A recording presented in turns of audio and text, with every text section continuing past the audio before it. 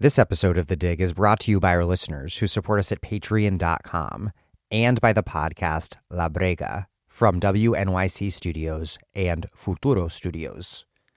Puerto Rico is an island steeped in music, a place where they say even the rocks sing. And from epic salsas to Bad Bunny, you can hear Puerto Rican music all over the world. These are songs about home and leaving, songs about freedom and fighting for it. There's a new season of La Brega. It's the Puerto Rican experience in 8 songs. This season takes listeners on an exciting, richly reported, cross-genre adventure that captures the ceaseless creativity, emotional resonance, and yes, La Brega, that are hallmarks of Puerto Rican music across eras and formats. I was a huge fan of Season 1 of La Brega and am, in fact, just an enormous fan of anything Alana Casanova Burgess does. So, please, do make sure to listen to Season 1 and 2. These are stories about Puerto Rico told by Puerto Ricans from the island and across the diaspora.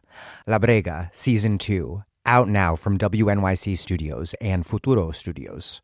Listen in English and Spanish wherever you get podcasts.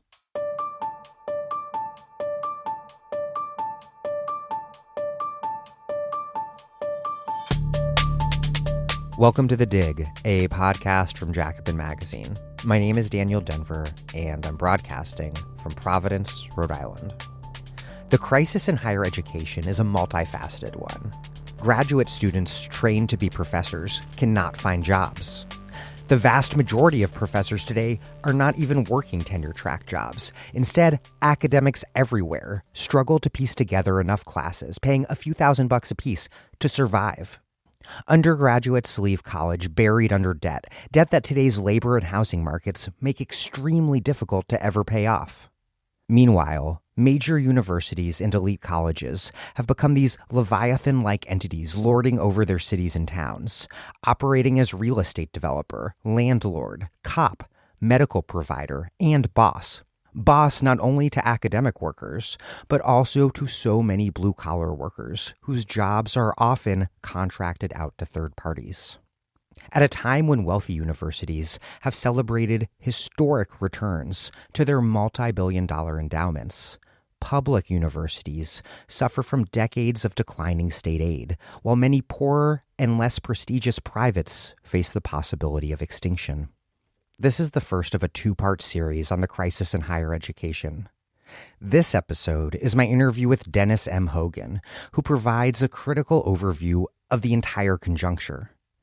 Next up in a few days are Donna Murch and Todd Wolfson, who will talk about how workers at Rutgers are pursuing an industrial unionism model, bringing all campus workers together to challenge the neoliberal university and to fight to transform it into a democratic institution that serves the people. Before we get rolling, is The Dig the most important podcast on the left? That, dear listeners, is the title of a recent interview in The Nation magazine with me, a title I swear I did not bribe them to come up with. Anyhow, it was a really interesting conversation and a rare opportunity for me to answer questions instead of asking them. I will put a link to the article in the show notes and give it a read. Speaking of which, if The Dig is an important podcast for you, please take a quick moment to support us now at patreon.com/thedig. Those contributions are what allow us to put every episode out free with no paywall. So everyone, all of you can afford to listen regardless of your ability to pay. But that means that those of you who can afford to contribute need to do so. What's more, we will send you a book or books in the mail, a Dig tote bag, or a Dig mug if you contribute at least $10 a month. Please contribute now if you can. That's patreon.com/thedig. Oh, and a contribution of any amount at all gets you our weekly newsletter emailed to your email inbox. You can peruse all of our excellent newsletters alongside our vast archives at thedigradio.com. But the reality is you will only regularly read our newsletter, which you should be doing, if we deliver it to you. So contribute now at patreon.com/thedig. Okay. Here's Dennis M. Hoggan, who has been a rank-and-file labor organizer, local union political director, and community activist in Providence, Rhode Island. He is currently a postdoctoral fellow and professor at Haverford College, where he's working on projects about the political economy of U.S. higher education and literature and culture in 19th century Central America.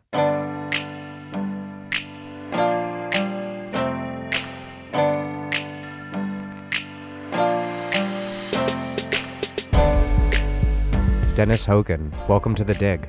Thanks. Glad to be here.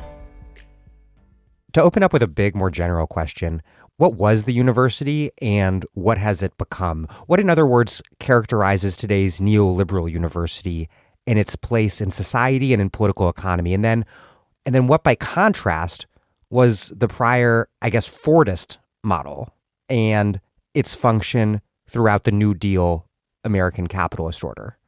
I think that, to the extent that we want to talk about what the university was and what it's become, we have to go probably even further back than the New Deal era, the Fordist university, and think about a time when a university really was a fairly restrictive place for the education of an elite.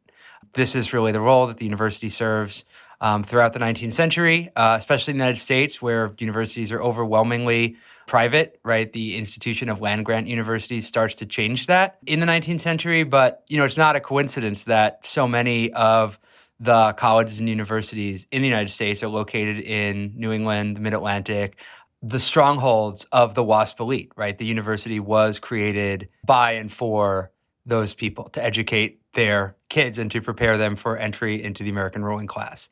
But the university also serves another function, which is, of course, as a tool of nation building, as an arm of the state.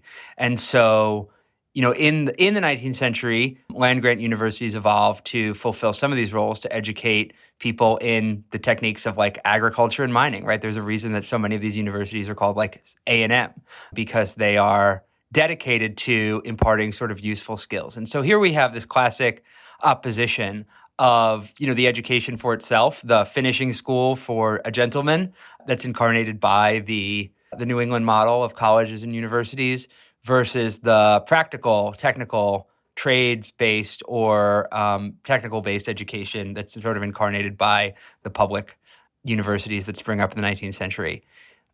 Over the course of the 20th century, the university begins to sort of encompass more and more of these roles in different ways, and then to also develop ties to defense-based research, other kinds of high-flying scientific and technical research. At the same time as the GI Bill sends Americans to college at rates really never before seen. And so that's when we think about sort of the Fordist university, that we think about a massive expansion of access, particularly to this generation of students who had fought in the wars and who were then using the privileges of the GI Bill, which was, of course, always racially unequally applied, in order to get an education.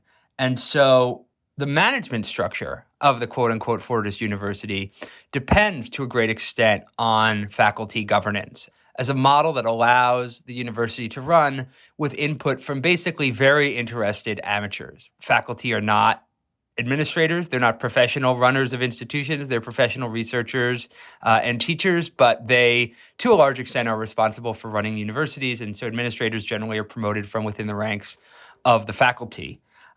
As the shift to the neoliberal university happens, I think first we have to think about what is meant by neoliberalism or the neoliberal university, which is a term that I think is frequently bandied about, but often for the sake of saying it's somehow a worse version of capitalism. There's capitalism, which is bad, and then there's neoliberal capitalism, which is really bad.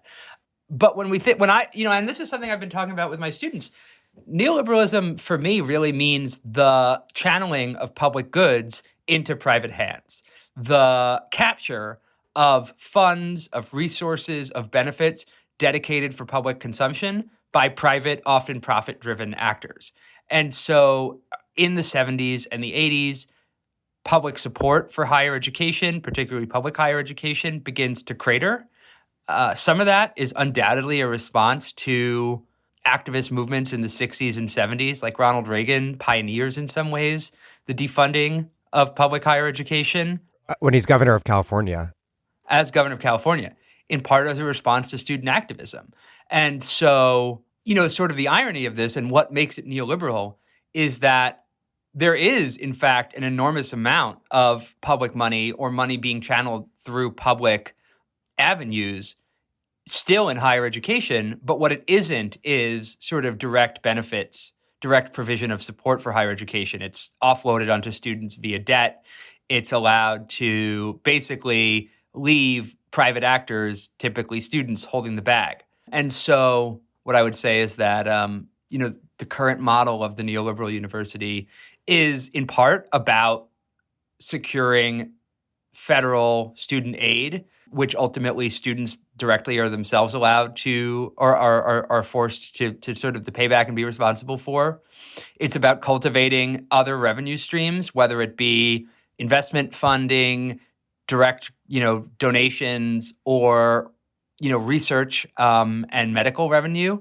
And then it's also about erecting sort of a professional superstructure of administrators who are not from the ranks of the faculty, whose main job and whose training is to run large and extremely complicated institutions. Because the management of an institution that depends on so many different kinds of revenue requires really somebody who's trained to administer it.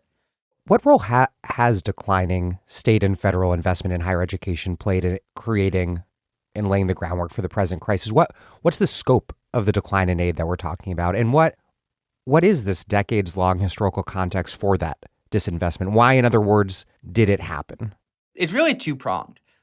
On the one hand, there's sort of directly declining enrollment, right? Or directly declining aid, federal funding, state funding, where states just look at and the government looks at the budget that they're allocating to public colleges and universities and reduce it. But then there's also expanding student populations, even as aid remains either steady or declining. And so, if you imagine it, what happens is you have a certain amount of dollars per student that's allocated, and then students go up, dollars go down, and the average continues to decline. So part of how it's happened is that loans have just replaced grants and other forms of aid. And so colleges and universities are basically being told to subsidize their own operation through increasing collection of tuition. And I think the really important piece, right, is that what's happened is not that the government has gotten out of the business of giving money to colleges and universities. It's that they've refused to be the ones who sort of backstop it. It's that it's been offloaded onto the students in the form of debt. And part of what the debt is doing is it's functioning as it's serving this disciplinary function. And so to think about how decreasing aid for colleges and universities functions as a reaction to student activism in the 60s and 70s. On the one hand, it's just punishing them, right? It's just a way of saying look, you created this problem, and so we're gonna make you suffer for it to colleges and universities. But it also serves a really important disciplinary function by loading students up with so much debt that they don't really feel like they can take the risks of engaging in radical social activism because they're far too exposed to financial penalties if they get kicked out of school or get arrested or can't finish their degree or graduate with a quote unquote useless degree. And this is probably an unintended effect. I don't know. I don't want to know that I want to say Ronald Reagan got together and said, if we make them indebted, then they can't be radicals. But this is certainly a really meaningful effect and a big difference maker in what student activism looks like in the 60s and 70s compared to what it looks like today. Are the student debt crisis and rising tuitions alike, are they both simply the result of universities looking to student debt to replace lost public funding? Or, is it principally a story about one income stream being replaced by another? Or are there also things like increasing administrative bloat, which you referenced, and also this arms race for the sorts of fancy amenities that can attract full freight paying students? Are those factors playing a role too? Those factors are definitely playing a role. There's also the sort of the ideological difference in what colleges and university education is understood to be offering. And so part of the ideological shift that happens in this sort of era of the neoliberal university is that college and university education goes from something thought about, along the lines of an entitlement. If you can get in, you should be able to go and to go for free or for a very affordable price tag, to something like an investment, right? Where you have to spend money to make money. And so if you think about the way that college and universities education, whether public or private, is marketed to students, the idea is that there's pretty much no amount of money that you can spend on your education, investing in yourself, that would be too much, because the wage premium of a college degree is still going to pay you back, right? It's something akin to what real estate is thought of, like where it's always a good idea to spend more money on real estate because you'll always make more money on it. Part of the problem is that the wage premium for college has actually been declining. And so the investment itself is not as good of an investment as it once was, although it would be wrong to say that like people with degrees are worse off than people without them economically. Although it's also true that increasingly the investment doesn't pay off if students are forced to leave college without finishing their program or their degree. And so, the degree, the benefit of the degree doesn't come, the debt remains. And so that's part of it. And then there's, of course, the amenities arms race, the administrative bloat, the increasing amount of budget that's spent on activities that are not directly related to teaching and learning. And so, this is principally going on among higher prestige institutions, whether, flagship publics or fancy privates, which is not always to say most selective institutions. There are plenty of like less selective institutions that are still expensive and still, relatively prestigious. And, the arms race looks different in different places, right? In some colleges and universities, it looks like, a fancy new research center or a fancy new student center. In other places, it looks like a giant lazy river, because there are schools that have literally put in like giant pools for students to hang out in. Please name names. Because, where are the lazy rivers? I think there's one in LSU. Awesome. Yeah. No, the lazy river is like a particularly egregious example because it's one of those things where it's like the classrooms are literally crumbling. But LSU put in a lazy river in 2017 as part of the $85 million recreation center.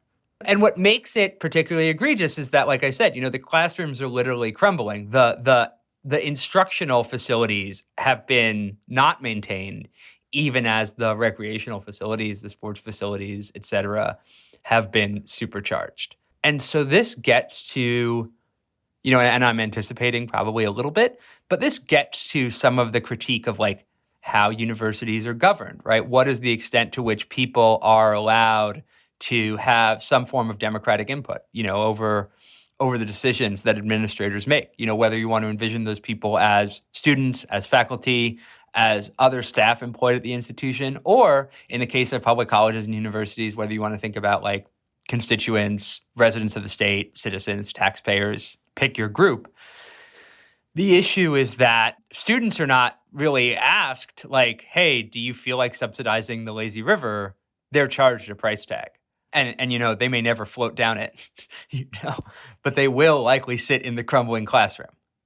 You mentioned that the amenities arms race isn't happening at all universities, or at least that it's not happening in the same way everywhere. And we should pause now to do something really important, which is to break out what college looks like in the United States, because Harvard and Sarah Lawrence students, or to use the example of our alma maters, Reed and Swarthmore students, these are far from the median college experience in this country. What does higher education look like as a whole? Flagship versus satellite, public versus private, HBCUs, community colleges, elite liberal arts colleges versus the ones that face financial ruin every year.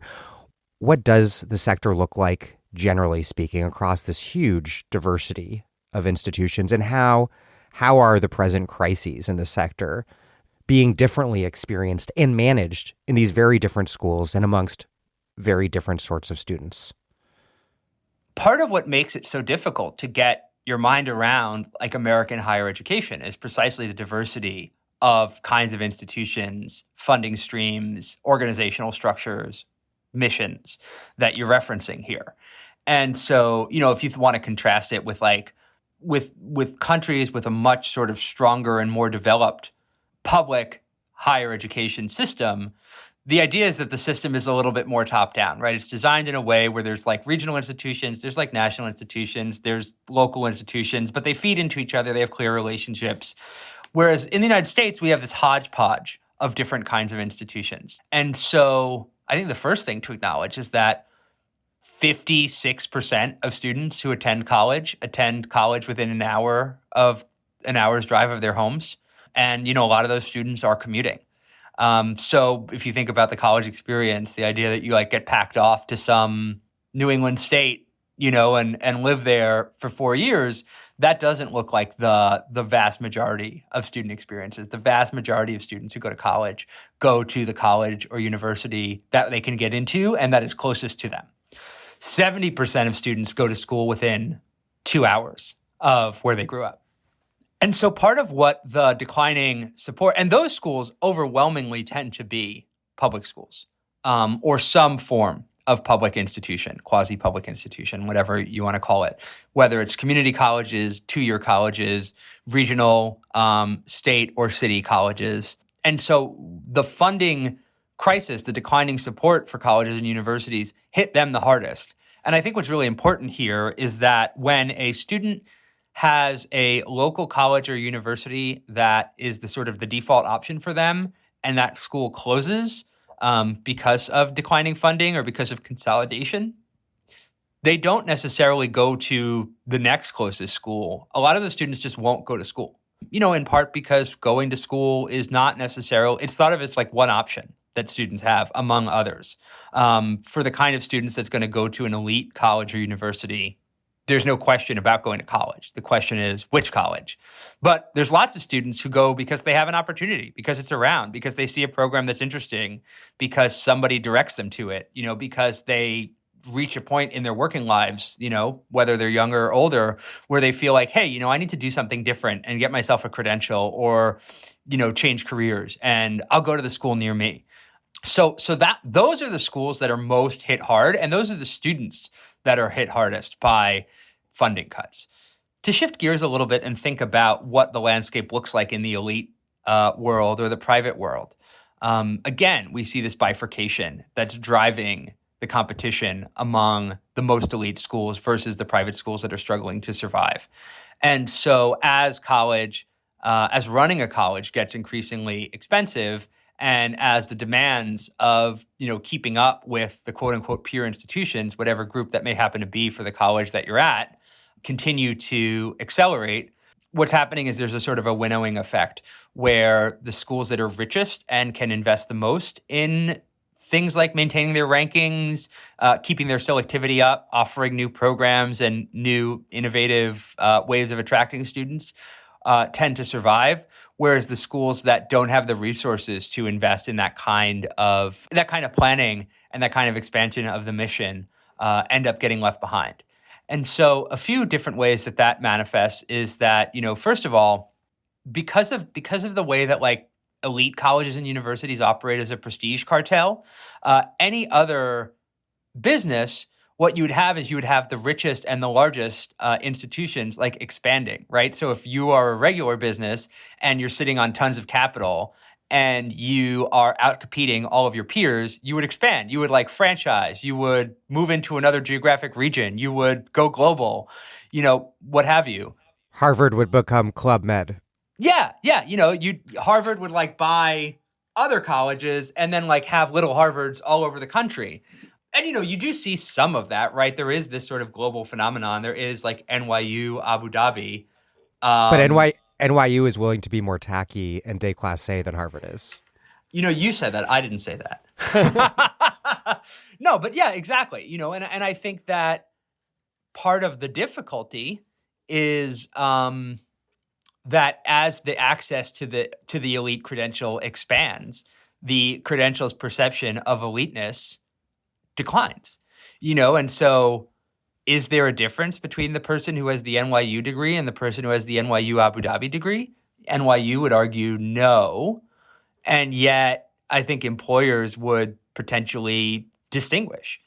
And so, one thing that I've been thinking about a little bit recently is like the market for these elite credentials probably looks a lot more like the market for luxury goods than it looks like the market for ordinary goods, where, you have a high cost, high prestige, high value item whose cost, prestige, and value is at least partially due to the fact that the supply is artificially restricted, right? Harvard has the money where it could enroll thousands and thousands of more students. But then, it wouldn't be able to accept like fewer than 9% of the people who apply. And then what would the value of saying I went to Harvard be if everybody gets to go to Harvard?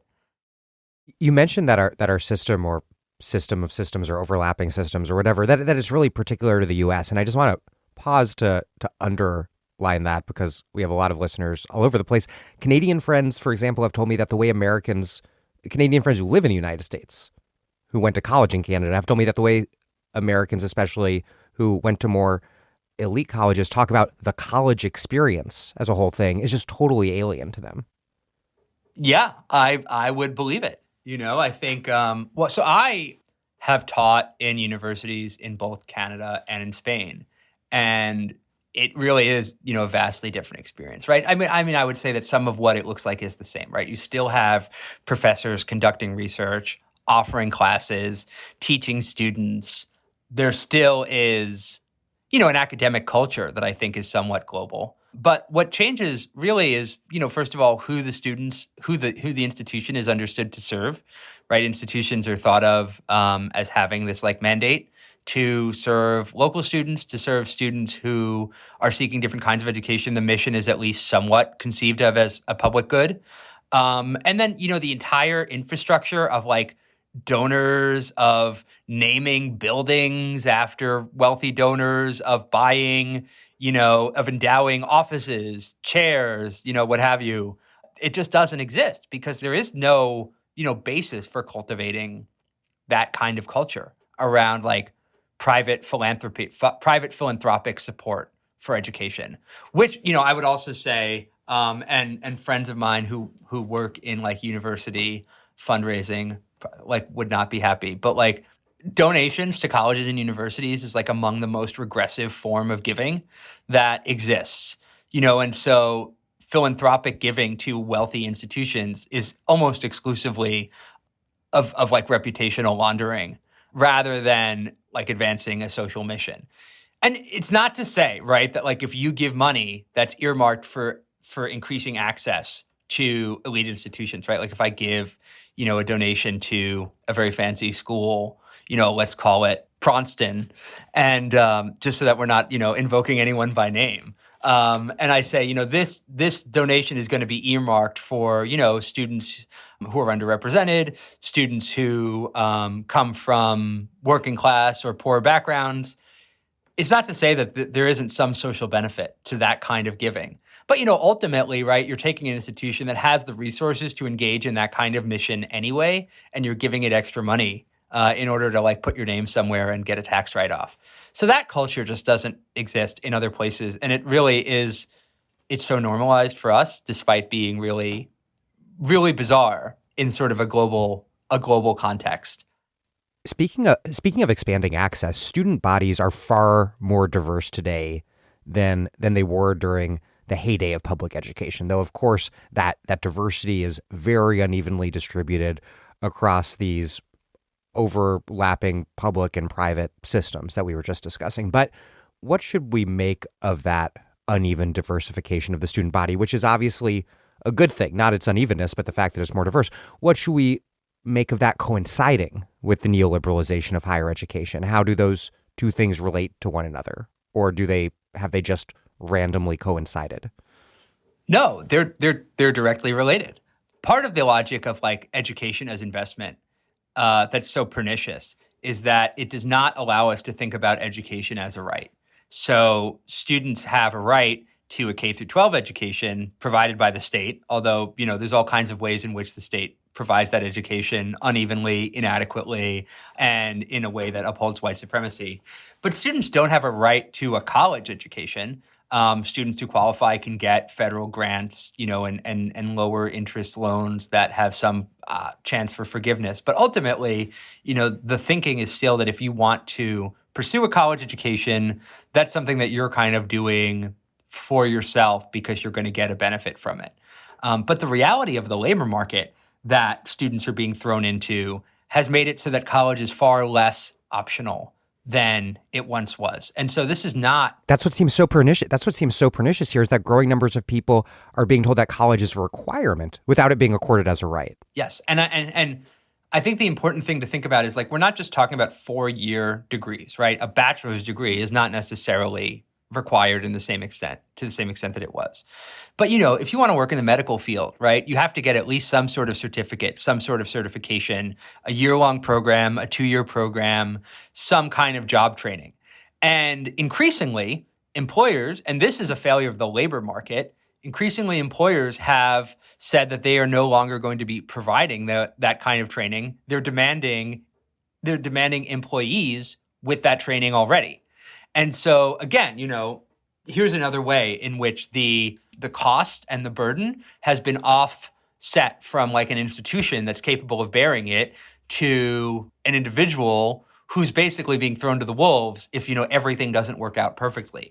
And so we have the tuition side, right, where declining state and federal support for public education means that individual students have to hold the bag. We also have the labor side where, increasingly employers' unwillingness to offer training and credentialing as a routine part of what it means to employ people means that people are then forced to go and get their training and credentialing themselves. And a lot of that looks like, going to your local public school and getting the certificate or the credential that you need to be able to work in the field. And so there's a couple of things I want to pull apart here that I think are really important. One is that it has to do with the fact that employers are no longer like investing in workers over the long term. And so, part of the cost that you bear if you choose to train someone is that if you decide to fire them, lay them off, let them go, restructure your organization, what have you, a year or two down the road, all the money you spent giving them that credential, you've thrown away or made available to another employer.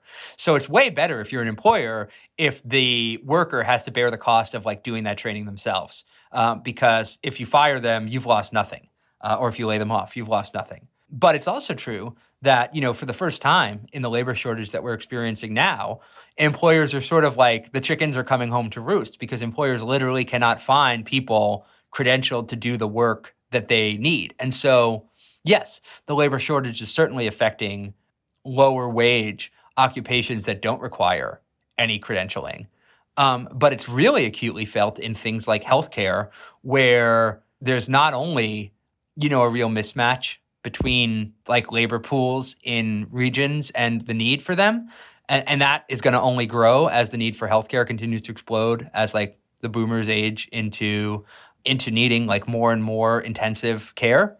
But, also the sort of credentialing race has meant that that there's not even sort of a pool of workers that like are ready. So like even if you were to throw a bunch of workers who are interested in getting those credentials into training programs today and give it to them for free, you still wouldn't come close to solving the labor shortage for months in some instances and years in others.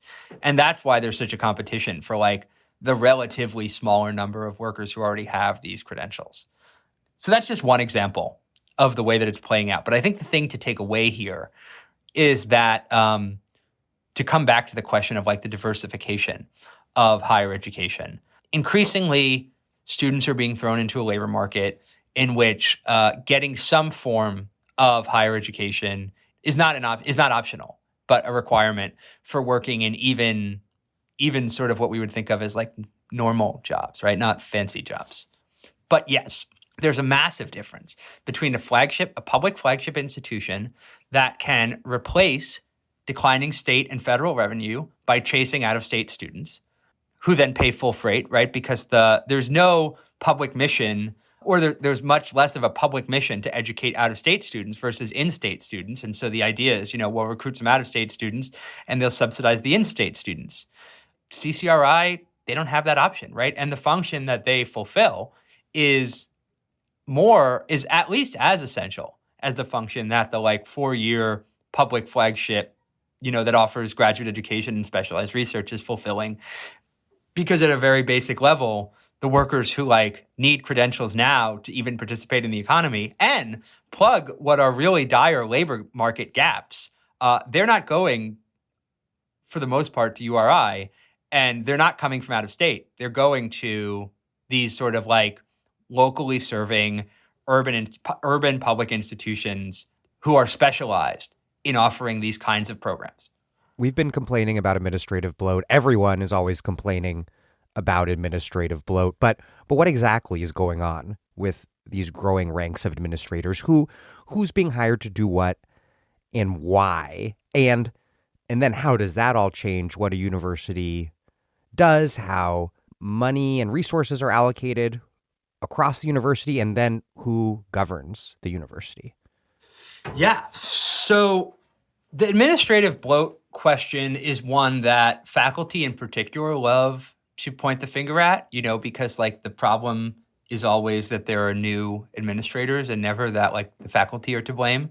And I agree. But part of the story, right, is about how colleges and universities have increasingly divested themselves of blue-collar employees and pink-collar employees in order to chase increasingly professionalized white-collar administrative employees to fulfill specialized functions. And so if you look at the composition of who's actually employed by a college and university, especially privates, what you see is massive outsourcing of the blue-collar and service work, right? You get contracts with Aramark, with Allied Barton, with, security forces, with food vendors, whatever. And then you don't have to directly employ those workers, which, by the way, means that you're then not subject to the same sort of like labor protections and standards. And like, it's also a way to union bust and just erode the college's responsibility to employing people from local communities.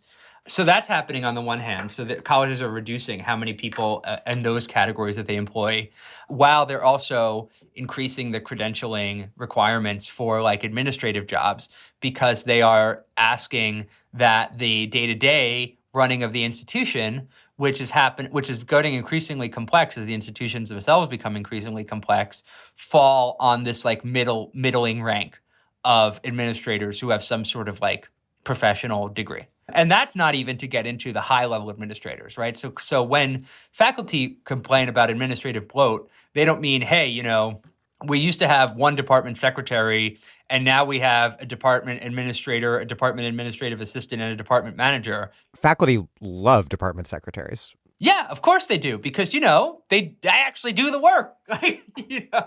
Any faculty who are listening to this, please tune out now. But yes, of course, they are doing the actual day-to-day work to make the department run, which is like precisely what people got into academia to avoid, is like doing paperwork, right? Although I want to be fair to faculty, one of the things that has really accelerated dramatically over the last few years is the amount of time spent doing assessment, documentation, paperwork, and again, when you start to look into this stuff, there's so many paradoxes, right?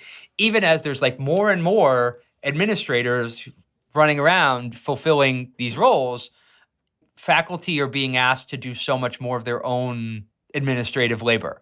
And so the question is like, why? How does that happen? And, it's somewhat different at every institution. But to come to the question of like the higher level administrators, this is where you really see the consolidation of something like technocratic power among university managers. So these are people who, sometimes they have an academic background, sometimes they don't. So, and again, that's really different in different institutions, right? In elite privates, there's still a premium on hiring high-level administrators who have some academic background, whereas like, in a Republican-controlled state, you're just as likely to have the like legislature appoint, the CEO of like a fast food restaurant and be like, we're going to run college like a business or whatever. But these people are the ones who increasingly have this sort of unilateral power to impose their vision from the top down on the institution. And partially it's because things like shared governance have been so consistently eroded over time.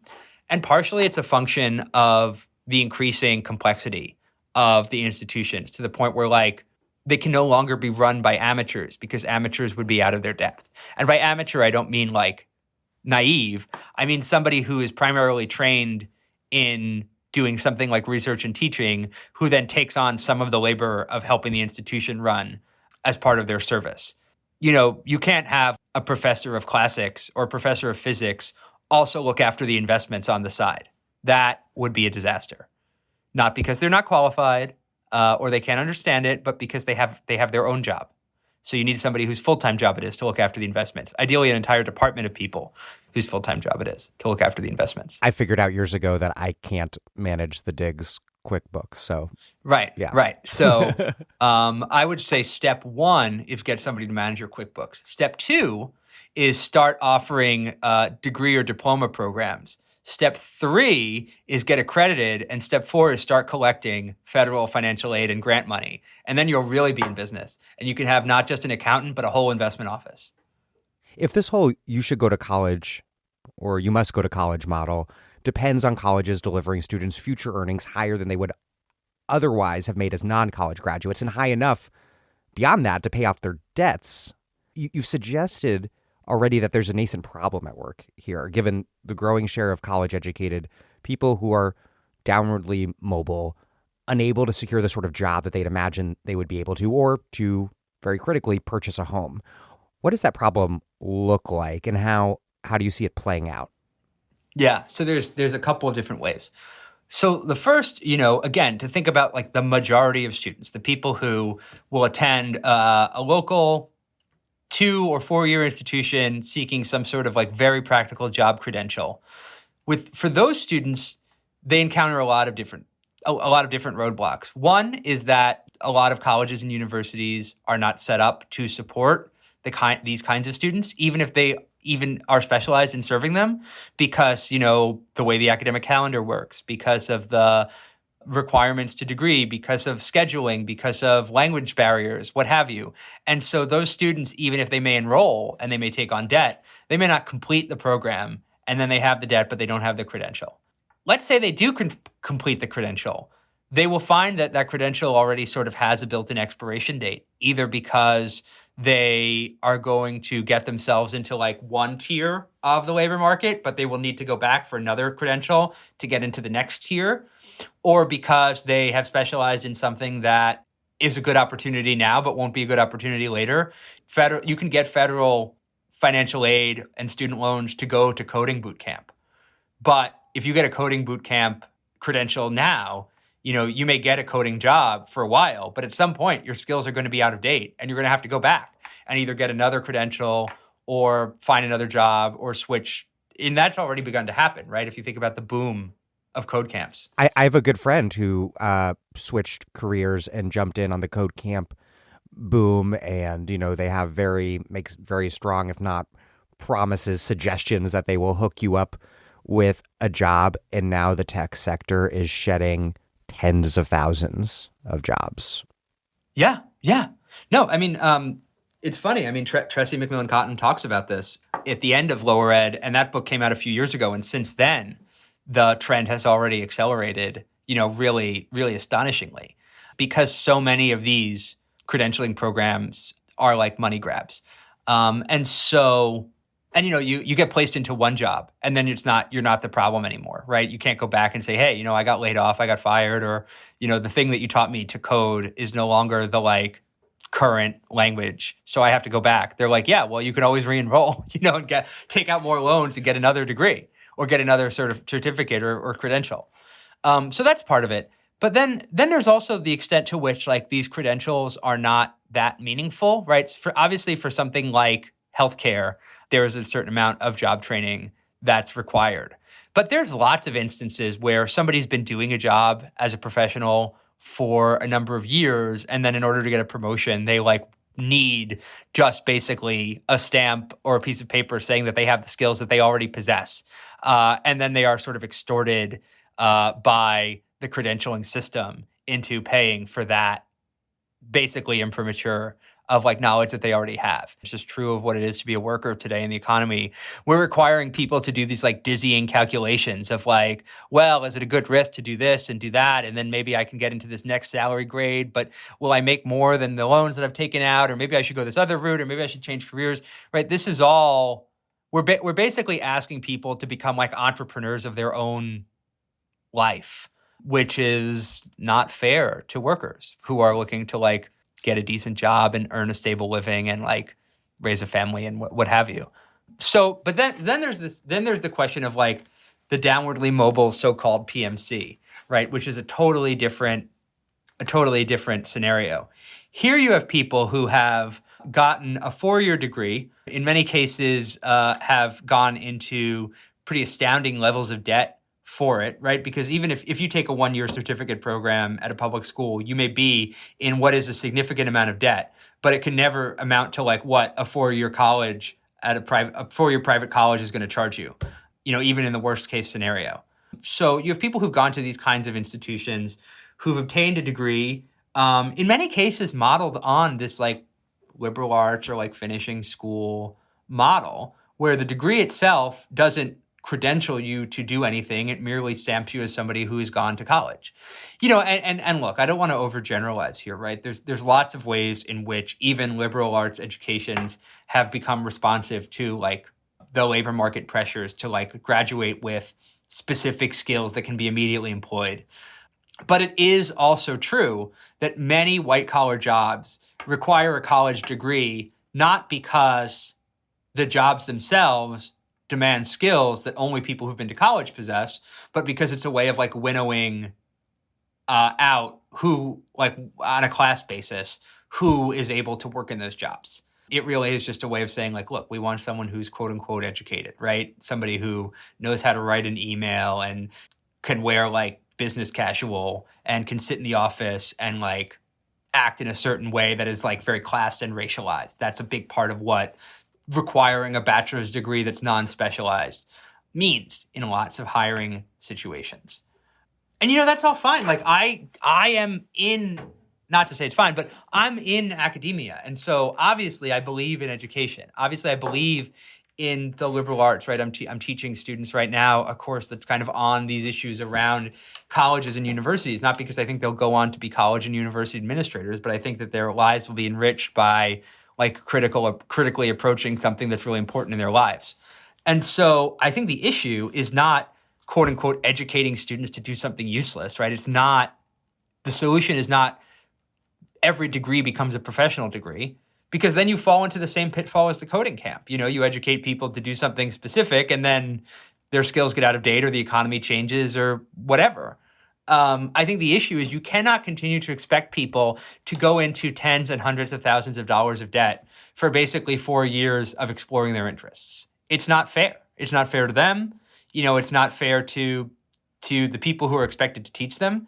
If students are going to pursue education for its own sake, we need to create a system and a society in which they are allowed to do that. And to return to our discussion of like public schools and institutions in other countries with like more developed social welfare states, it's not to say that they get them entirely right or that they're perfect, but there's a lot more freedom for people to get into college and choose courses of study that, may not directly lead to what they end up doing for their career because they want to, because they're young, because they're interested, because people fundamentally deserve an opportunity to like learn about the world and explore things that matter to them. Yeah, I mean, on that note, enrollment in the humanities and many social sciences has been plummeting for quite a while in favor of these degrees deemed to be more economically practical. Though I did just see an article in Axios that there's some recent signs that this is beginning to shift a little in terms of undergraduate students increasingly declaring non-practical majors. But is this basically a phenomenon of student debt and the increasingly bleak labor market coercing poorer students into ensuring that their credentials will deliver the return that they need, return big enough on their investment to pay off their loans, or which would then leave sort of this pure liberal arts pursuit of critical thinking for its own sake, something that's become increasingly the exclusive preserve of students rich enough to afford it? That's part of it. So if you look at the high watermark of humanities majors in American higher education, like English, for example, it's the 60s, it's the 70s, I mean, in the 19th century, almost everybody was graduating with some sort of like humanities influenced degree. But if you want to look at like when English was like the majority of declared majors it was really right at the moment when this turn to the neoliberal university starts to happen. And part of that is really just the class character of who was in college at the time. Like, even though there was an expansion of access to higher education relative to, massive expansion of access to higher education relative to who had been allowed to go to college previously, even so, colleges and universities were overwhelmingly populated by wealthy and middle-class students who understood that they were like getting a well-rounded education so that they could enter the ranks of the professional world. That is less the case now. So at least some of that is, determined by the changing composition of who's going to college.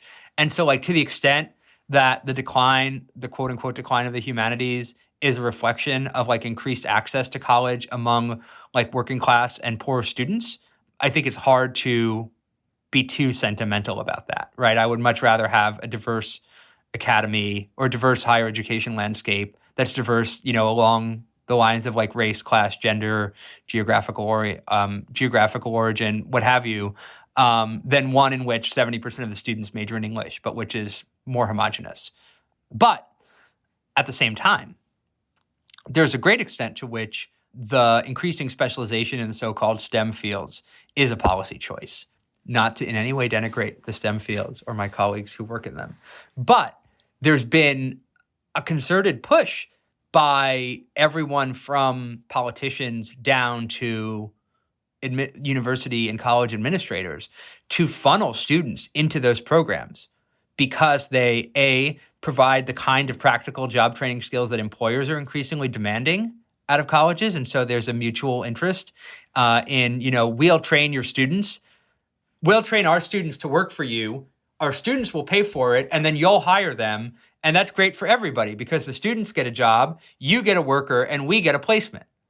And that is not happening, at the Folger Shakespeare Library. I mean, I'm sure they hire some wonderful people, but they can't hire thousands of people. We would live in a better world if we lived in a world where the Shakespeare Library or any other humanities institution could hire on that scale. But that's another story. So you have this piece, right? The cycle of training, placement, and job that is really unique to the technical, science, math, engineering fields. You also have a steady stream of like corporate and government money that's devoted to subsidizing research and development in these fields, right? Because you're never gonna produce a breakthrough in the comparative literature department that can be monetized to the tune of millions of dollars for which the university owns the patent. I mean, I would love to be the one who produces that breakthrough, but I have to say I don't have a lot of optimism about it's happening. So there's that piece. And then, if you go to college campuses, students are being fed a really steady stream of propaganda from administrators telling them that this is what they have to major in.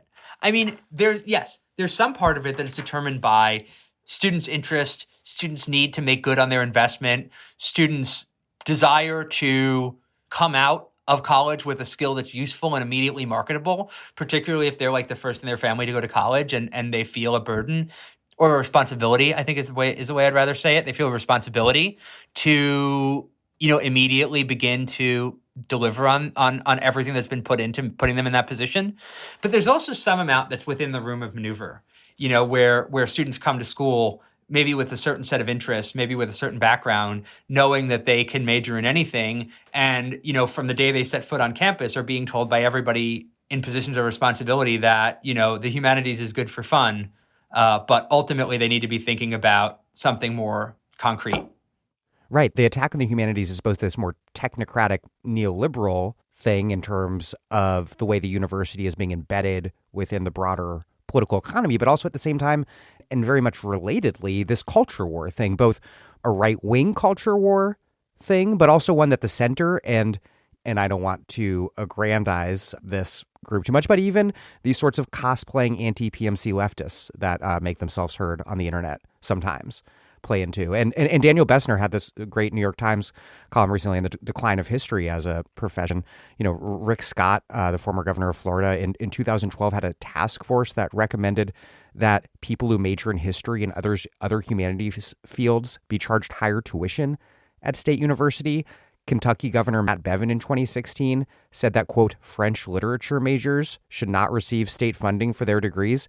Ron DeSantis, a real star in the anti-humanities war, he mocked people who go into debt to, quote, end up with degrees in things like zombie studies. And my goodness. Then he cited Obama, who in 2014 said, quote, folks can make a lot more, potentially, with skilled manufacturing or the trades than they might with an art history degree. He later apologized to an art historian, apparently. But the point is, there's this political economic thing going on, and very much relatedly, this culture war thing that gets to its spiciest when it's these right-wing attacks on the humanities, but is really pervasive throughout American political culture in many ways. So, first of all, I'm going to out myself as a, stuck-up Northeasterner. But my response to Matt Bevin's, remarks about French literature would be like, this is what you expect from a place that has a town called Versailles. Like, the real thing is they're afraid that someone may find out that they've been pronouncing it wrong for hundreds of years. My apologies to all listeners in Kentucky. I've been to Versailles. It's a very nice place. And to clarify, Dennis Hogan is a snooty Northeasterner from the infamously snooty island of Staten Island. So that's right. It's hard to, come down among the commoners when you've been breathing the rarefied air of the Fresh Kills landfill for your entire first 18 years of life. That said, yes. So there's part of it, right? And I think, historians in general, my dear colleagues in history, tend to overestimate the extent to which, like, the mere existence of history, like, poses a threat to right-wing models of, like, national narrative. But there's some truth in that, right? It is not totally untrue that part of the reason why the humanities get targeted by these sort of demagogues is because they do, on some scale, offer people competing narratives about who we are, what our history is, how we got here. I think that there's at least some extent to which, like, these battles are mutually beneficial or have been mutually beneficial, right? Because it allows both to seem as though they're the sworn enemies of the other, and thus perpetuate the cycle of, like, editorial and counter-editorial. But I think it's very important to acknowledge that the power is overwhelmingly weighted on the side of the people who control the purse strings, which are not, academic historians, no matter how many excoriating editorials they might write. And this is not about Bessner's piece, by the way, which I think, has a much sort of, like, more expansive understanding of what's at stake. To come back to the, like, economics of it, right? And this, I think, we can divorce as much as it's possible to divorce any economic question from political ideological questions. But this we can somewhat divorce from the, like, straight up ideological culture war battles. It just comes down to revenue streams, right? College, like, humanities and social science departments are thought of as cost centers. Whereas, science, technology, engineering, and particularly, like, applied science things, science departments and programs are thought of as revenue generators because they bring in grant money, they bring in research funding, they bring in corporate partnerships, they bring in all of this kind of investment. So when a college is looking at, like, hey, we've got to develop revenue streams, we've got to build the bottom line, they're going to say, well, what would we rather invest in? Spending money on something that's going to potentially generate new revenue in the form of these partnerships and these investments and these sponsorships. And then most importantly, in the form of, like, research breakthroughs that can be monetized. Or, do we just throw money at this humanities department that's constantly asking for more money and that never brings in a single dollar in terms of like the kind of revenue that we're looking for, both because they'll never produce a monetizable breakthrough and because they're, like, not going to partner with Lockheed Martin to, like, train the next generation of airplane builders to read French literature. But to bring the ideological piece back in, what that misses is all of the ways in which these kinds of technical and scientific programs do cost the university enormous amounts of money, right? So one way that you have to remain competitive for research grants, for example, is by maintaining state-of-the-art systems. So already, like laboratories, facilities, the grants are often to conduct the research, not necessarily to build out the facilities needed to actually do the research. And so this is another way in which even this kind of like competition for subsidy privileges the wealthiest institutions. Because, at Brown, for example, there was a constant conversation about like, we need to upgrade our research facilities because we're losing out to places like Harvard and MIT because our labs are older and they're not as extensive. And, we have researchers who are going up to Boston to use other facilities rather than doing them here. So we need to invest tons of money in building new labs and upgrading our lab infrastructure so that we can be competitive for the grants again, right? This is always the investment mentality of like, you need to spend money to make money.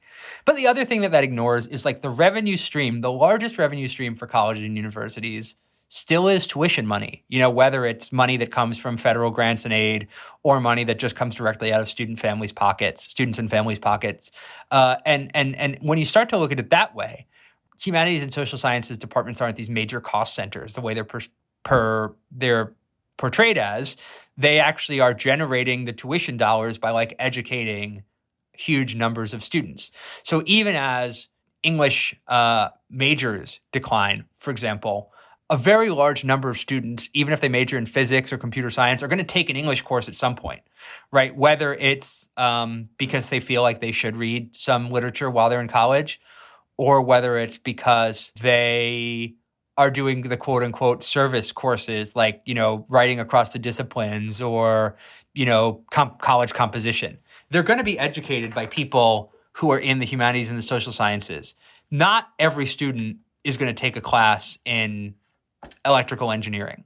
In fact, a much smaller percentage of students will. I think there's also a potentially this powerful contradiction here, because what we have is an ideological current that at one level seems to be serving capital's economic interest in this sort of neat way by rendering the university a purely instrumental STEM boot camp to serve capital's accumulation purposes. But at the same time, it's undermining this more general, less quantifiable liberal purpose that liberal arts education serves to reproduce capitalist society. I mean, this is something that has been important to the system since the get-go. In fact, it's like the primary thing it used to focus on. So I'm guessing it serves some purpose in reproducing the system. And it's maybe like a case study of this broader contradiction we're seeing in terms of capitalism and illiberalism.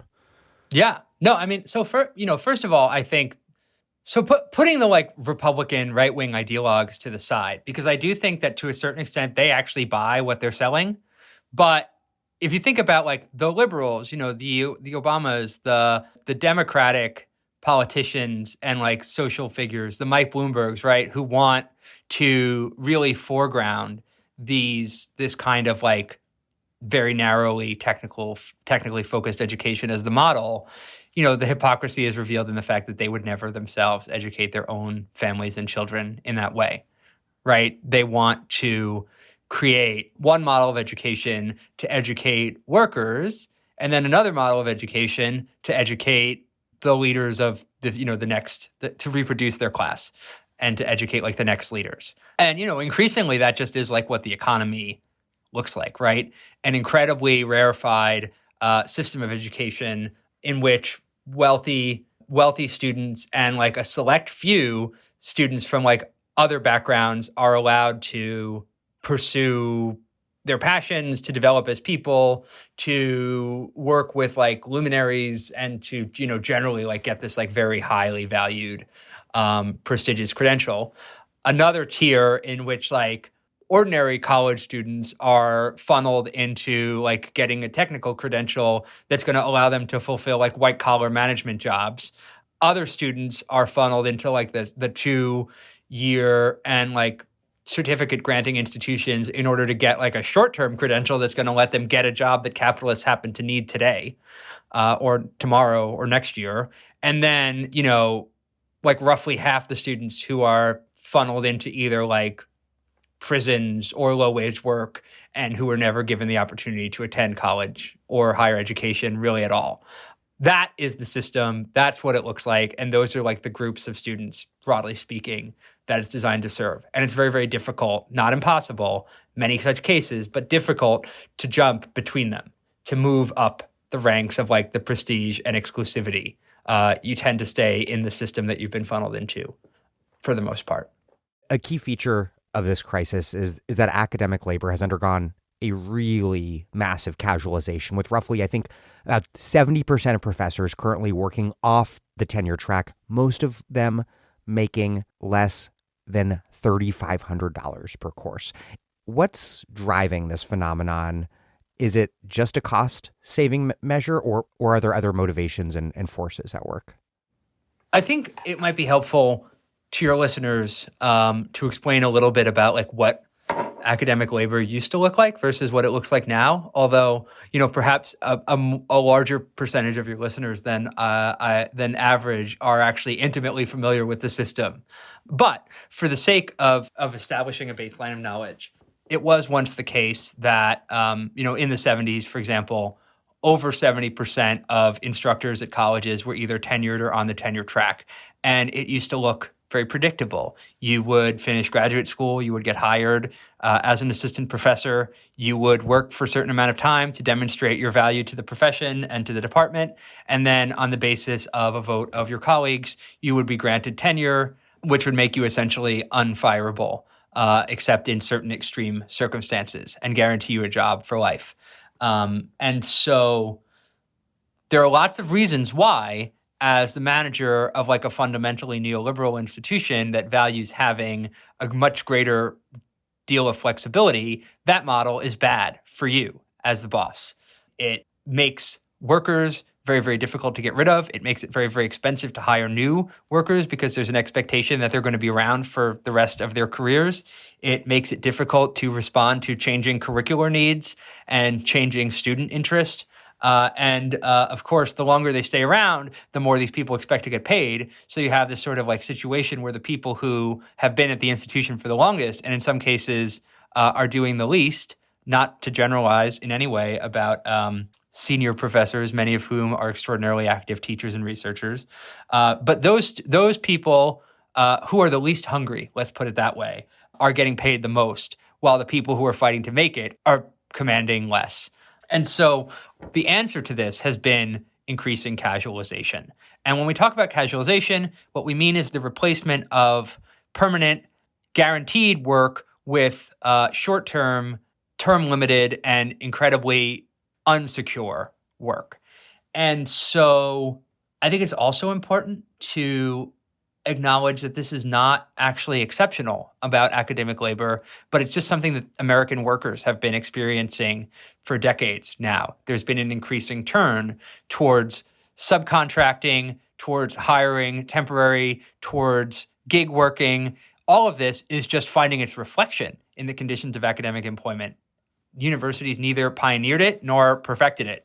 And so there's not really much of a difference, I would argue, between, Amazon hiring temp agencies to employ everybody in their warehouses so that they can be hired and fired at will, staffed up at times when it's busy and let go in times when it isn't, and to indemnify the company from some of the most, what they would view as draconian restrictions of like fair labor treatment. There's not much difference between that and universities deciding that most of their teaching is going to be done by adjuncts or visitors who they don't have to pay full time, who they have to not give so many benefits to, who can be hired on a term basis and, not renewed, right? There's a difference between not renewing someone's contract and firing them. And yet materially, the experience is the same, right? You don't have a job where once you did. So this is the conditions that are driving what employment in academia, in college teaching looks like. Because there's lots of ways in which people who aren't even necessarily academics by profession, but who make their job teaching in colleges and universities, are also experiencing some of the same conditions. The other thing I'll say is that there's really a broad-based sharing of this experience of institutional devaluation across everybody employed by colleges and universities. So it's not just the adjunct worker, the adjunct instructor, or the visiting, assistant professor who's going to be there for a year and then has to, pack their bags and go move to a different college across the country next year. It's also dining services being entirely contracted out. Exactly. It's dining services being entirely contracted out. It's library workers who are getting replaced by, student labor and being like attritioned out of being employed by the university. It's security guards, desk employees. All of these categories of workers are experiencing the same drive to abrogate the responsibility of the employer to the employee to like guarantee an income, benefits, fair treatment, etc. It is just the case that academic labor, which has traditionally, especially in the private sector, been non-unionized, has been given the opportunity in an overwhelming way to fight back with, this NLRB. I'm Naomi Klein. You're listening to The Dig, as well you should be, and you can support them on patreon.com. This episode of The Dig is brought to you by our listeners who support us at patreon.com and by Haymarket Books, which has loads of great titles perfect for Dig listeners like you. One that you might like is On Shedding an Obsolete Past, Bidding Farewell to the American Century by Andrew Bacevich. In this book, acclaimed historian, international relations scholar, and past Dig guest Andrew Bacevich provides a much-needed and comprehensive critique of recent U.S. national security policies in both the Trump and Biden administrations. These policy decisions have produced a series of costly disappointments and outright failures that have destroyed the lives of hundreds of thousands around the world and cost U.S. taxpayers astronomical sums of money.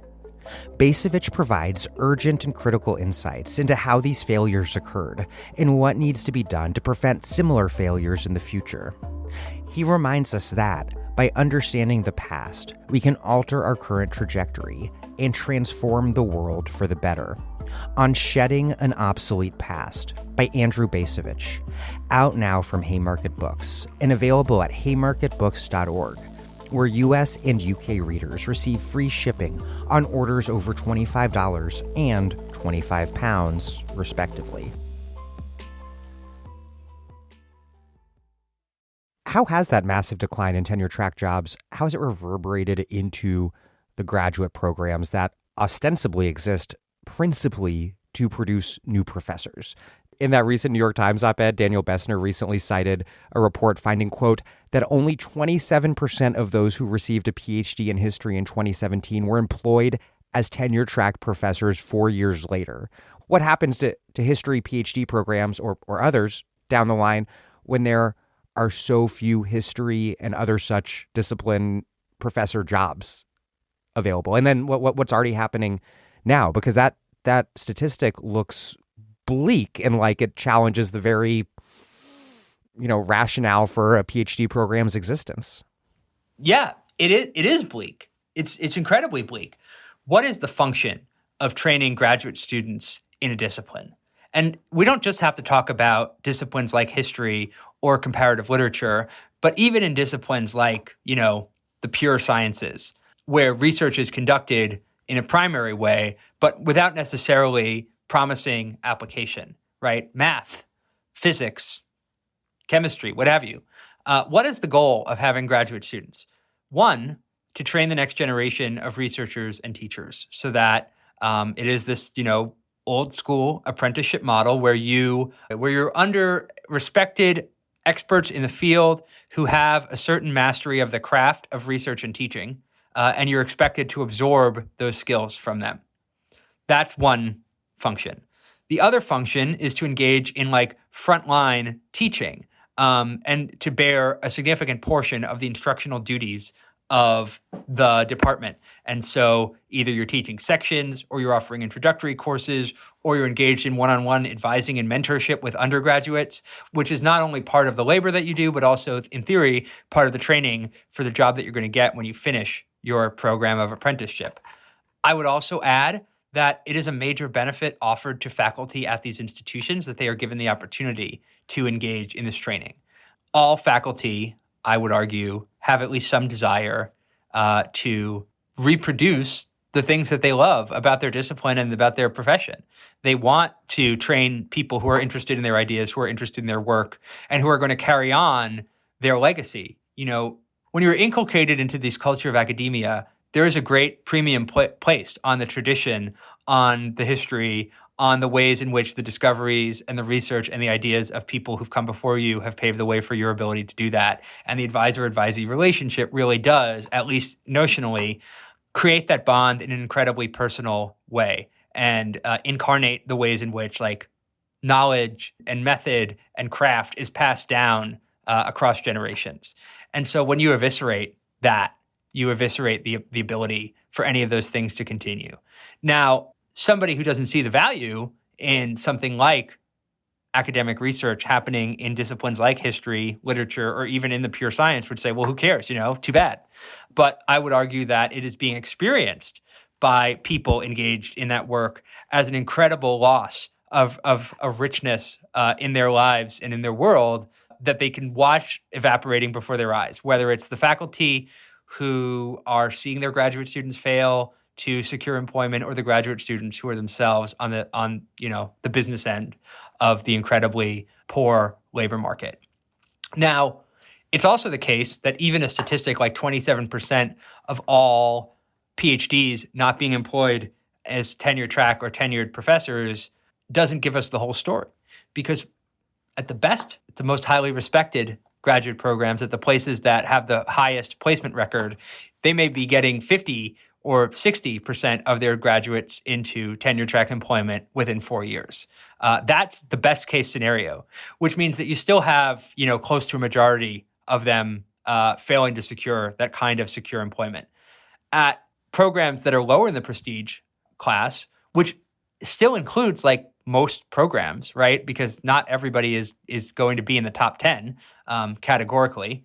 The placement rate looks even worse. Like in some places abysmal, non-existent. People are getting these degrees and then graduating into nothing.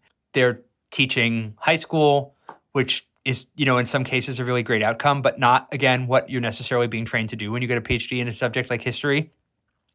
They're teaching as adjuncts.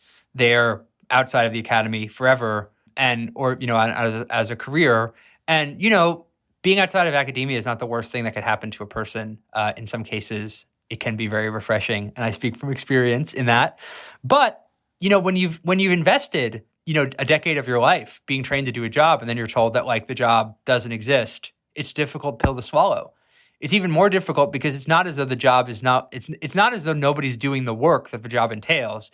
It's that they're not going to pay you to do it in a way that makes it sustainable for you to live.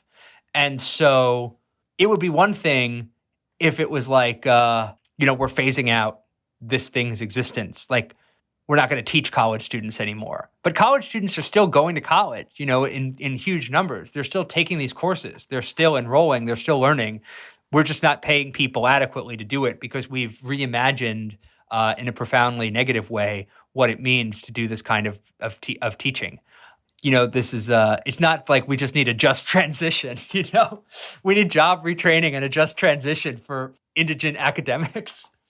If we want to think about the project of like diversifying the faculty, of hiring professors, researchers, and teachers who look a lot more like what this country looks like and who represent the diversity of experiences that students who come to college have. One of the worst ways that we can go about achieving that is by demolishing the prospects for people to get decent employment after finishing graduate programs, because it's going to have the effect of not only restricting who is able to undertake the really substantial risk of devoting, 8 to 10 years of your life or 12 years of your life to enter a profession which may never employ you, but it's also going to throw up all kinds of barriers for people who don't have financial resources, family wealth, or other forms of like private safety net to fall back on and to stay in the game. And so faculty diversity lags far behind the demographics of this country, in part because of the fact that faculty tend to stay around for a long time. It's a job that people continue to do into their 70s and into their 80s, which is in many cases is great. But it's also because we've created a system that makes it functionally impossible for somebody who comes from a background in which they are not set up socially to be funneled into elite academia to overcome the many, many hurdles that are put in place. Something like half of academics, and I would want to double check the statistic, but an enormous amount of academics have family who are also academics, in many cases, immediate parents. And so it really is, in these instances, a family business where you're inculcated into the many codes, the many secrets, the many tips and tricks, and the many ways of behaving and carrying yourself and supporting yourself that succeeding in the profession requires. All of which makes it almost impossible for somebody who is first generation, somebody who is working class or poor, somebody who attended a lower ranked graduate program or a lower ranked undergraduate program to succeed. These are exactly the kinds of people we should be recruiting into the profession, both because it makes the profession stronger, because students are going to be able to better connect with people who have the kind of experiences that they've had, and because the work that the people in these instances are doing is good and that deserves to be recognized and rewarded. As long as we continue to attack and destroy labor standards within the profession, we're going to make sure that only those who have the independent means to support themselves outside of work are able to do it, which it would be a tremendous loss for research, for the profession, and most importantly for the students that we claim to teach and educate. You've written a lot about the financialization of the university, starting, I guess, principally about the growing role played by endowments. And at most elite universities, those endowments in recent years have been securing just absolutely massive returns. Meanwhile, many colleges have almost no endowment to speak of at all. What do endowments look like at these most elite universities, and how has their increasing centrality transformed those institutions? And then, what does that growing divide between the endowment haves and have-nots mean for higher ed as a whole? Sure. So let's first begin with what endowments look like at these elite universities. One of the things that's really important to understand about both the growing size of endowments and the growing centrality of endowments to the university's operations is that the concept of the financialized university endowment is a relatively recent phenomenon. So universities have always had endowments, which are intended to support the operating budget of the university and, the university into perpetuity.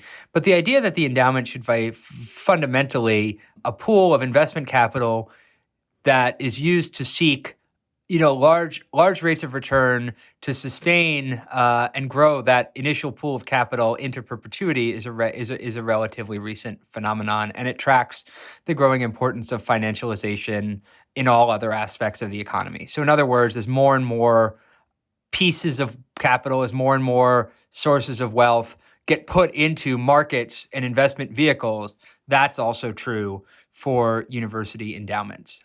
They're no longer like pools of cash. They're now pools of financed capital with everything that entails, with the risk that entails, but also with the reward that entails. They're really diversified. The proportion of endowments that are held in equities and, stocks and investment vehicles like that versus other sort of lower rates of return but lower risk instruments have exploded over the last 30 years or so. It was in the 2000s growing, and now it's really dominant. But the other thing is that the sheer amount of wealth under the control of university investment offices, on the order of, for something like Yale, $40 billion, for something like Brown, $6 billion, for Swarthmore, where I went to undergraduate, $3 billion, allows investment offices at these institutions to invest in all kinds of exotic, non-traditional, and experimental instruments as well. So venture capital is increasingly a really large proportion of the fund, private equity. And, the advantage of this kind of investing is that when you strike it rich, you can hit rates of return that are unimaginable even for traditional stocks. But of course, the risk is also far more substantial.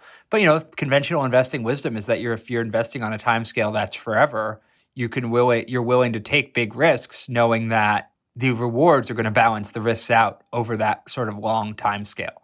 And so that's really what it is. And so when you talk about the university having an investment office, it's not a couple rooms down the hall from the provost where some people sit and do accountancy. It is on the order of an investment fund. It's substantial finance capital that's being run by and for these institutions. And of course, it's tax-free. So there's literally nothing better. The Trump endowment tax was a watershed moment because it did finally begin to tax the capital gains. But for most of the history of these institutions and for the vast majority of these institutions who are excluded from the endowment tax, it's tax-free investment income. So that's what a giant endowment looks like. The effect of having an endowment like that on these institutions is that it has functionally empowered them to act without any oversight whatsoever. Because when you have $40 billion in the bank, you do whatever you want. You can build your own town. You can start your own campus in some other city or some other country. You can buy off any politician who comes knocking. You can, build any building that you want. You can hire any professor that you want to. You can recruit as many students as you want to. You can not even collect tuition. If you look at a school like Harvard, actual tuition revenues make up such a minuscule portion of the income of the university that they could actually just send everybody to Harvard for free and it would barely touch the bottom line. That's the extent to which these universities are not dependent on tuition for their revenue.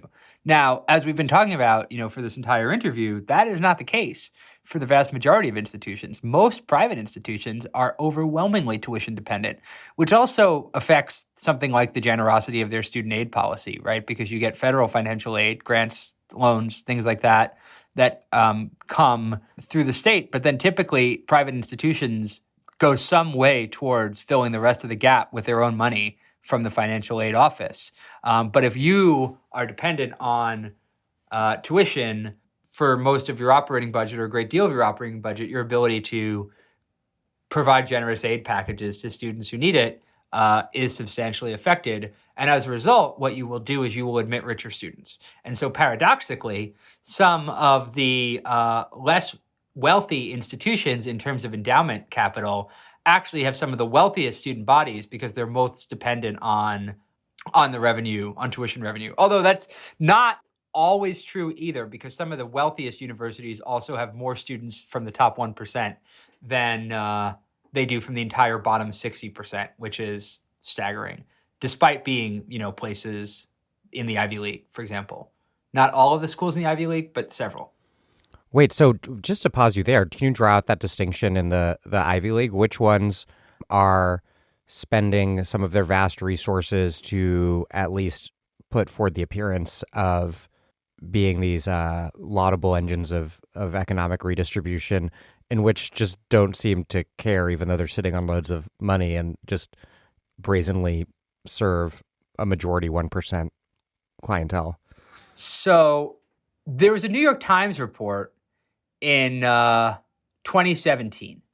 Now, some of these statistics have changed, but the number one school in this respect was Washington University in St. Louis, which took 21% of its students from the top 1%, which at the time was an income of more than $630,000 a year, and just 6% of its students from the bottom 60%, which is everybody making less than $65,000 a year, which of course was different, given inflation since 2017.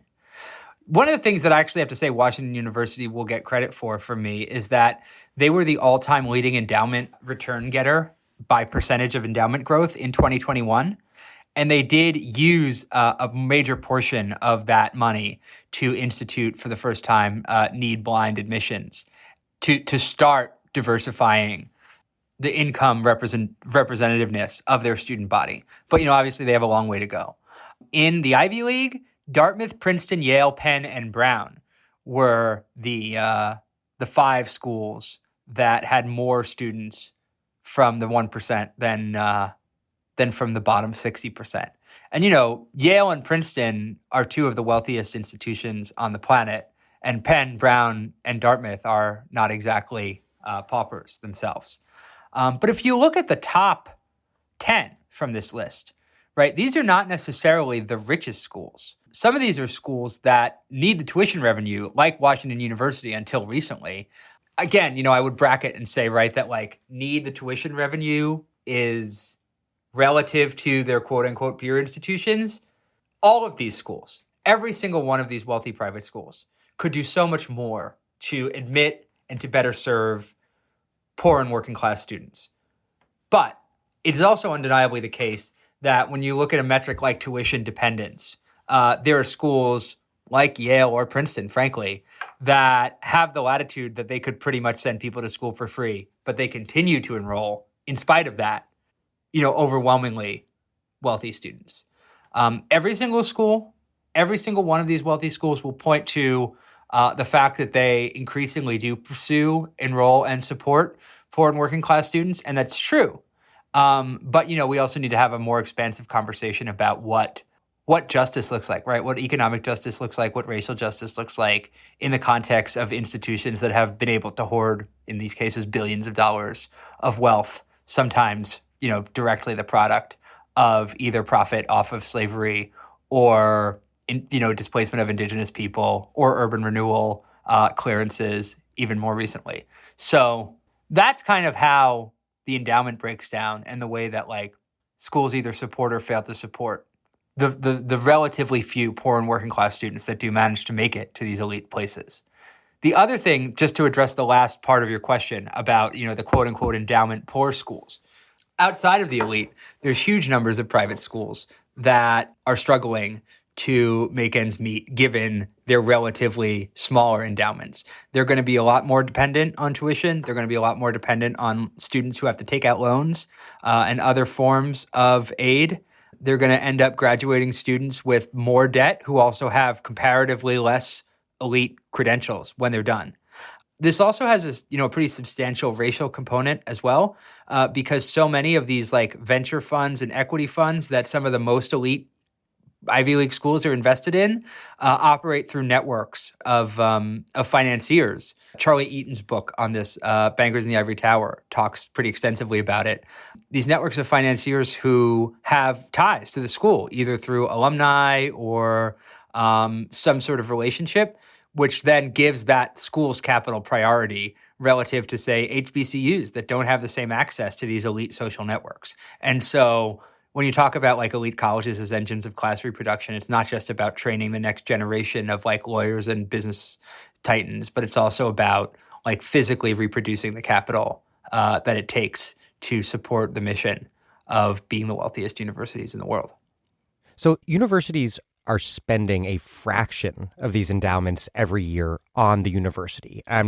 We're putting aside whether the spending is on good things or bad things, whether it's on lazy rivers or need-blind financial aid. Bracketing that, they're spending a fraction of their endowment on the university's operations, period. So what good is an endowment if it's not being spent on the university? Maybe this just gets to a more kind of like philosophical question about capitalism. Like, when I'm laying awake at night thinking like, why do people like Jeff Bezos want and need more money than they can ever spend by orders and orders of magnitude? But what drives this pursuit of a larger and larger endowment as an end unto itself almost?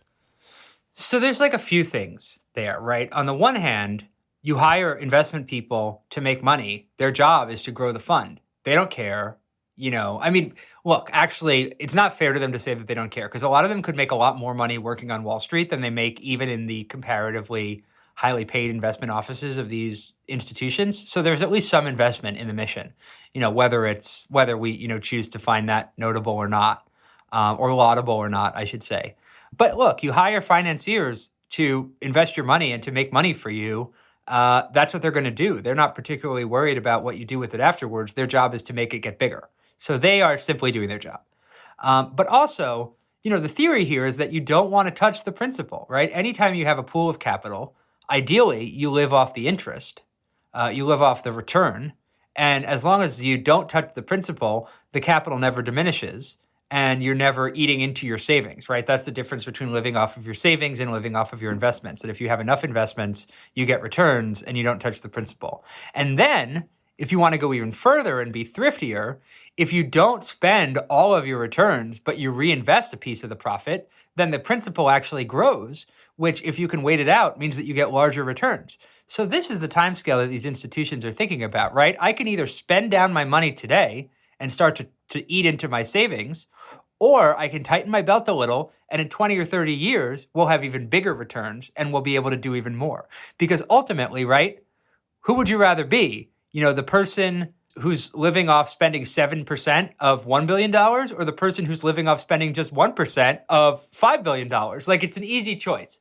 And so the goal is always to push endowment draw as low as possible, right? 7%, if you spend 7% of your endowment, you have to get 7% returns or else you're spending down the endowment, which you never want to have happen. But the problem, ultimately, right, because to engage with these arguments on their own terms is to begin to see the logic. So like, who would want to say that the endowment should be spent down? But ultimately, part of the problem is really a governance problem. There's never a mechanism for deciding when it's time to dip into the savings or the rainy day fund. It's almost always at the discretion of either the investment people, the finance office, or the high-level administrators who make the major strategic decisions. There's no opportunity for students who need support in times of, say, a global pandemic, for faculty who are struggling to make ends meet, for workers who are living on poverty wages, or for the communities who are, enduring the brunt of like college expansion and, urban real estate acquisition policies to make any kind of decisions about when it's time to use the largesse of the institution to pursue a social mission. That decision is kept carefully guarded inside a room, which is inside a further locked room that most people never even get to the outskirts of. One last question on endowments. Why have universities been so resistant to divestment campaigns? Most recently, fossil fuel divestment demands. I find it hard to believe that fossil fuels are absolutely essential to high returns. I mean, there are a lot of, realpolitik arguments that would suggest that fossil fuels are becoming an increasingly risky investment. Is it about something else? Yeah, it's about power. It's about control. It's about the ability to unilaterally decide what gets invested in on the basis of what makes the most money. And so colleges and universities are extremely resistant to aspects of their endowment spending being politicized, because once you open the door to politicizing endowment investments, then you can begin to do it for any topic, whether it's fossil fuels, whether it's Palestine, whether it's companies that have benefited from, their role in the global slave trade, any of these, whether it's companies that have been targeted for their support for Republicans or right-wing dictatorships in other countries, or their, complicity in like gentrification and displacement. Like, once you start to open the door to saying you can't invest in this because of that reason, then all of a sudden it's kind of like, well, where can you ethically and equitably invest? And like the answer really starts to be nowhere, because there is no real ethical finance capitalism in a world where like capital's need to accumulate is causing like endless depredation across the planet and has been for centuries. That's where, the need to have an endowment at all intersects with the like purported mission of social good and like very liberal values that these colleges proclaim and claim to hold. And so it's not that they are resistant to themselves making certain decisions about where is going too far, because, there are certainly things that they might divest from, because it becomes a PR issue or they just feel gross about it. But they don't want those decisions to be made by activists or anybody else in the community, because, ultimately, that has to be a financial decision, not a decision made on the basis of like a social justice campaign.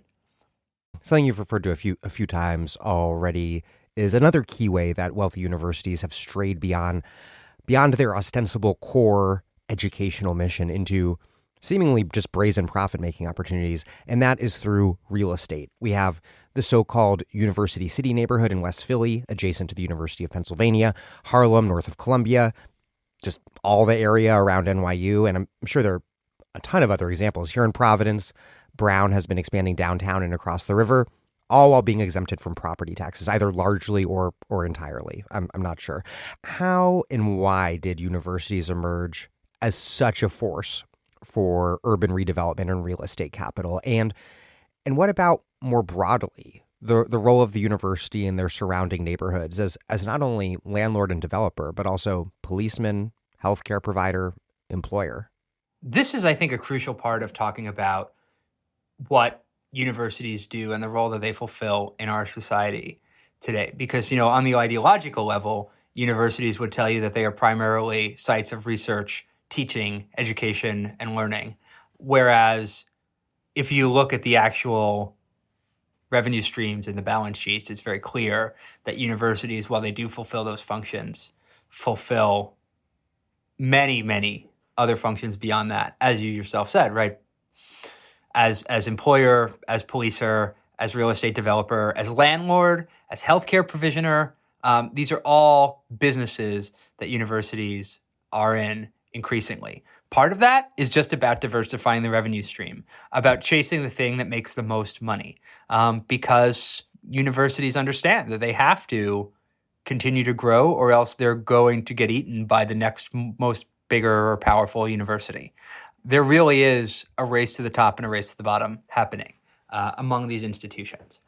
But, that being said, so much of it has to do with the history of the ways that cities have been reimagined, redeveloped, and restructured over time, whether you want to talk about in the post-war era or in the 90s and the 2000s. I mean, to talk about Providence, right? So much of Buddy Cianci's Art City reimagination of Providence in his second mayorship had to do with capitalizing on Providence's reputation as not only a place where there's arts, but also a place where there's a great art school, a place where there's a great Ivy League university, a place where creatives and, different kinds of thinkers can feel welcome and make the city their home. Universities across the country have played starring roles in these kinds of reinventions and transformations. That was the sort of 90s, 2000s model.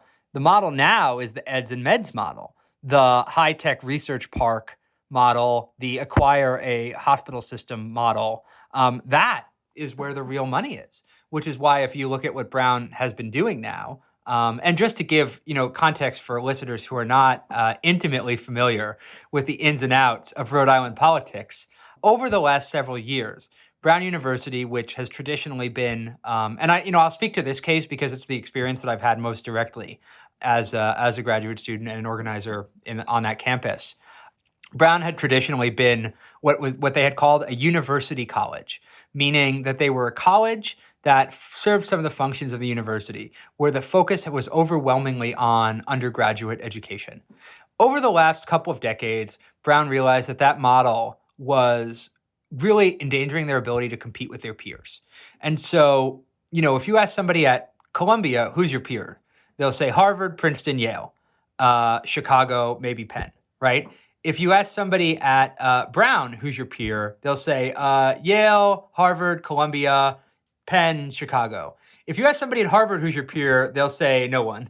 If you ask somebody at Yale who's your peer, they'll say Princeton. And so there is this aspirational model here where, within this extremely small network of extremely elite universities, they're always looking to try to get into that top 3 or top 4. Brown realized that if you don't end up looking a lot more like Penn or Columbia, you're going to end up looking a lot more like Dartmouth. Nothing against Dartmouth, it's a great school, but it does not command the sort of massive university presence that these other larger, richer institutions do. Yeah, Brown didn't even have a medical school until the early 70s. That's right. So Brown did not have a medical school. Brown still doesn't have a law school. Every so often, I will tell people I went to law school there, just so that they know what kind of qualifications they're dealing with. But Brown, doesn't have a law school. The School of Public Health was only founded very, very recently, in the last couple of decades, maybe even the last 10 years. I would have to look that one up. And they still don't have a hospital system, right? So what differentiates Brown from Harvard, from Yale, from Columbia, from Penn? No medical system. From Hopkins, no medical system, And so over the last few years, Brown has been aggressively expanding into the downtown. Now, this is part of a trend in general of universities wanting to have more of an urban downtown presence and to build out these urban knowledge districts. And so Brown, not to be outdone by its peers, has gotten into this business, partnering with these public and private entities to redevelop the jewelry district. Providence used to be the capital of costume jewelry in the United States. Now that district had stood pretty much disused. Brown has aggressively been not only buying up properties and redeveloping them, but also, putting in new medical labs, new bio research centers, with the hope, first of all, to begin to profit off of some of the work and the discoveries being done there, but also as part of the play to connect to a medical center. I mean, Brown was a partner in the proposed merger of two major hospital systems in Providence that would have consolidated 80% of the hospital market under one entity. And the reason being of Care First and Lifespan. Care New England and Lifespan. And the reason being that ultimately Brown would like to begin to get into the game of owning a medical center because they're real. I mean, what federal student loans are to colleges and universities, Medicare and Medicaid dollars is to medicine. And so if you can combine those income streams, you can become very, very well-resourced very, very quickly. That ultimately, I think, is the goal. And I don't think it's entirely speculative to say that. And so this is just a case study, right? This is just one example of a way that, first of all, having the resources in the form of endowment money and other kinds of, large agglomerations of non-taxable capital allows you to act in a way that builds businesses, builds buildings, redevelops whole cities, invites in partners to act as vendors or tenants, and then creates an environment in which the kinds of workers and students you hope to attract will feel comfortable, is enabled. It's right. These things are all enabled by the kind of resources that only extremely wealthy schools have.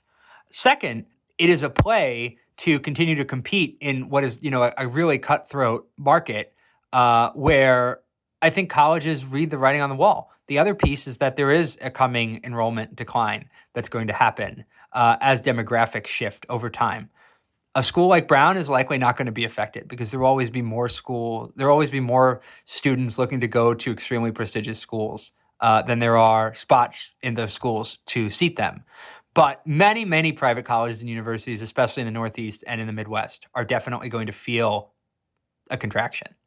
And I've already heard from a professor at a not-so-prestigious small liberal arts college that the administration is using the so-called demographic cliff as a stick to beat the union with in bargaining.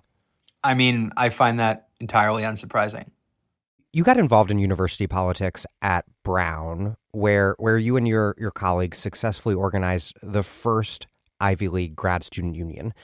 And you won with a comfortable but not giant margin. But recently, there's just been a string of grad student organizing victories just blowing up from the massive UC grad student strike to the recent victory at Yale, where the union won by enormous margins, just like authoritarian dictatorship fake election margins some of these grad students are starting to win by.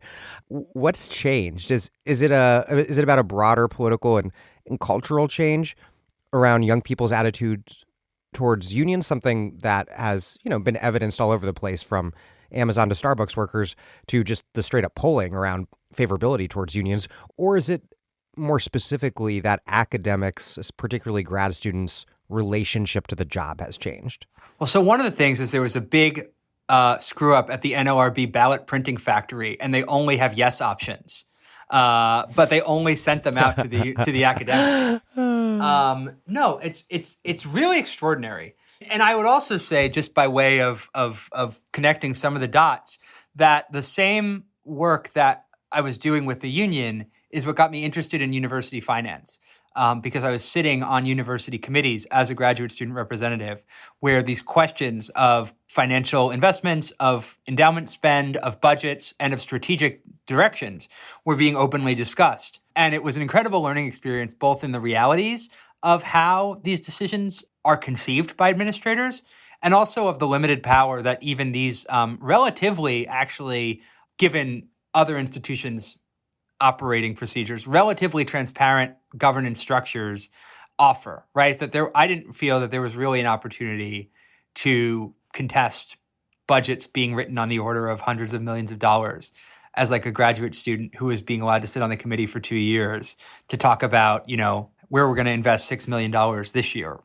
But, that being said, these two things are intimately related, right? The ability of labor across the university to exercise some form of leverage to begin to contest top-down administrative decision-makings, and the increasing centralization of administrative decision-making power among a small handful of extremely empowered technocrats, which is not, I want to be clear, a term of derision, right? It is a term of art. These are highly trained, highly competent people. I'm not merely lobbying invective.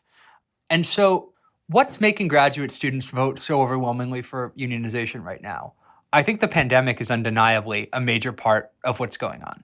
I think that part of what we encountered when we were organizing is there was still a great deal of trust between graduate students who'd come to the institution and the institution itself. So when the institution was able to campaign against the union, it was able to leverage a positive relationship that students had with their advisors, with deans, with mentors, with their own students, and to say, look, you really don't want to hurt your ability to continue to do this work. And a union would interpose some sort of third party, right? A classic third party in the union strategy, which would make it harder for you to be effective as a graduate student, as a mentee, as an apprentice, as an instructor.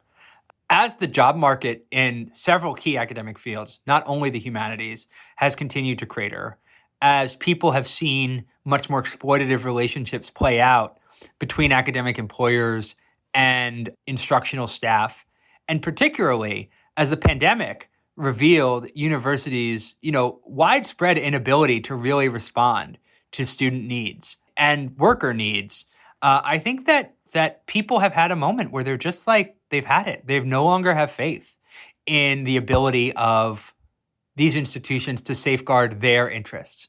Because I think we can't forget how quickly people were shoved back into these workplaces. This is particularly true in the STEM fields, where the change has been pretty dramatic at a lot of universities. Yeah.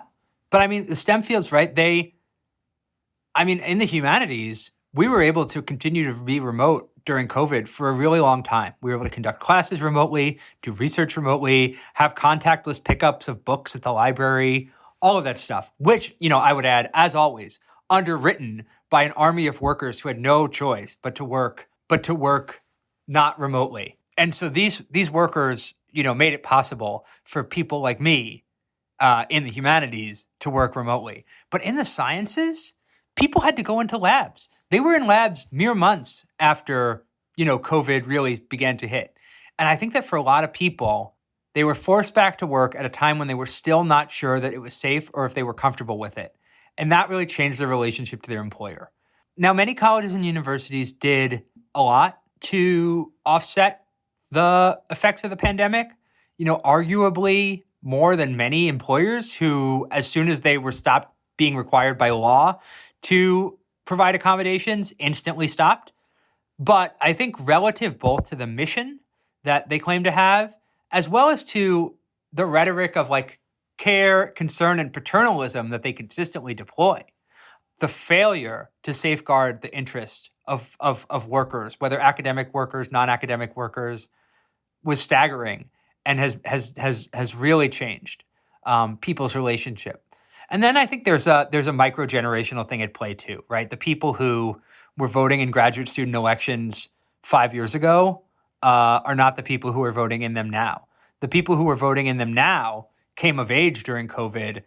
They came of age after, the 2016 election and the Bernie Sanders presidency. They're much more pro-union, or the Bernie Sanders presidential run. See, I accidentally willed myself into a world where Bernie Sanders had been president. But they're in an environment that's just much more friendly to not only labor organizing, but forms of collective action that challenge power in concrete ways. And that, I think, is a big part of it. There have been a number of conflicts within grad student unions over whether to approve contracts, something that we saw at Columbia and then most recently at the University of California. And I don't want to get into a ton of detail on this, including because I know I have listeners on all sides of these disputes, and we also don't have time to explore them in depth. But what's your general analysis of the nature of these conflicts? I would similarly attempt to avoid, to the greatest extent possible, taking sides in these disputes, because I do properly view them as for the members of the unions who are going to live and work under these contracts to decide.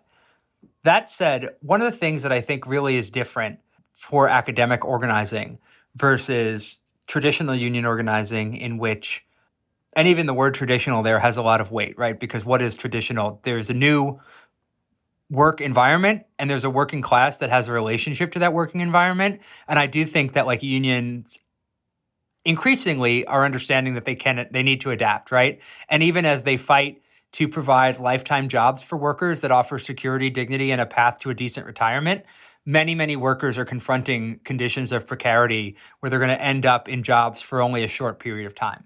And that's true of many forms of academic employment, which means that the struggle over this particular contract can become really high stakes because people may only live and work under one contract or two contracts. They're not going to be at a place where they see contracts build over time.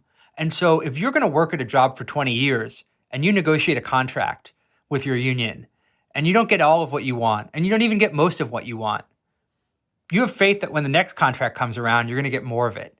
And when the next contract comes around, you're going to get more of it. And by the time you retire 20 years later, you're going to be working at a place that is completely transformed from the place where you started working 20 years ago, because each contract is going to be stronger as long as you can keep building your union.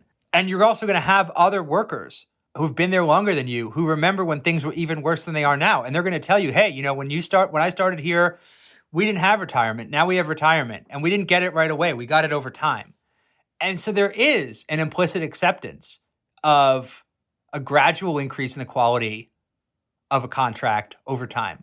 But I do think that in these academic contracts, the need to transform the institution is so urgent. The conditions under which people are working and living are so dire, and the demands are in some cases so radical. And I don't say that as a way to disparage them, but to say that these workers take very seriously their duty to reimagine what the institution can be, who it should serve, and what can be achieved by contesting it through labor power, that inevitably what they're able to actually get on paper falls far short of what they can imagine. And I think that the conflicts that we see are working out of what workers want to throw down for and what they're willing to wait till next contract to fight for again. I want to close out by talking about the broader politics, including the cultural politics of higher ed.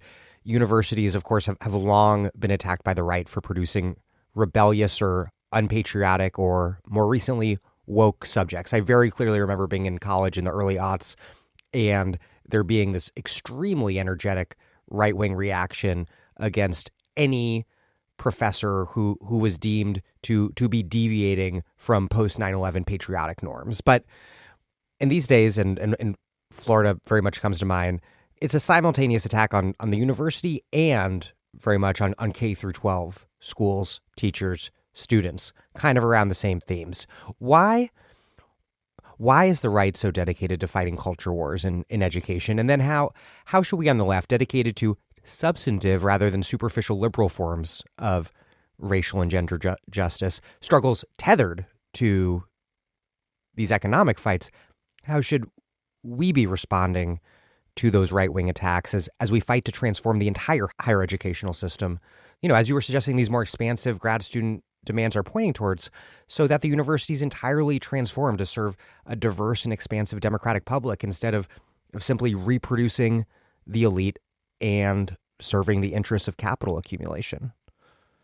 Why does the right continue to fight culture wars? Because it has very little to offer to people who are not extraordinarily wealthy in the form of material benefits. It has the psychological benefits of feeling part of a team that is wreaking havoc on the other team. It has the well-known, psychological seduction of fascism that seems to be omnipresent in capitalist society. And it has, the wages of whiteness, right, which it does not want to do anything to harm. And so right-wing demagogues can create a specter of like a left-wing communist infiltration and takeover of all forms of education, and then pretend to be doing something about it.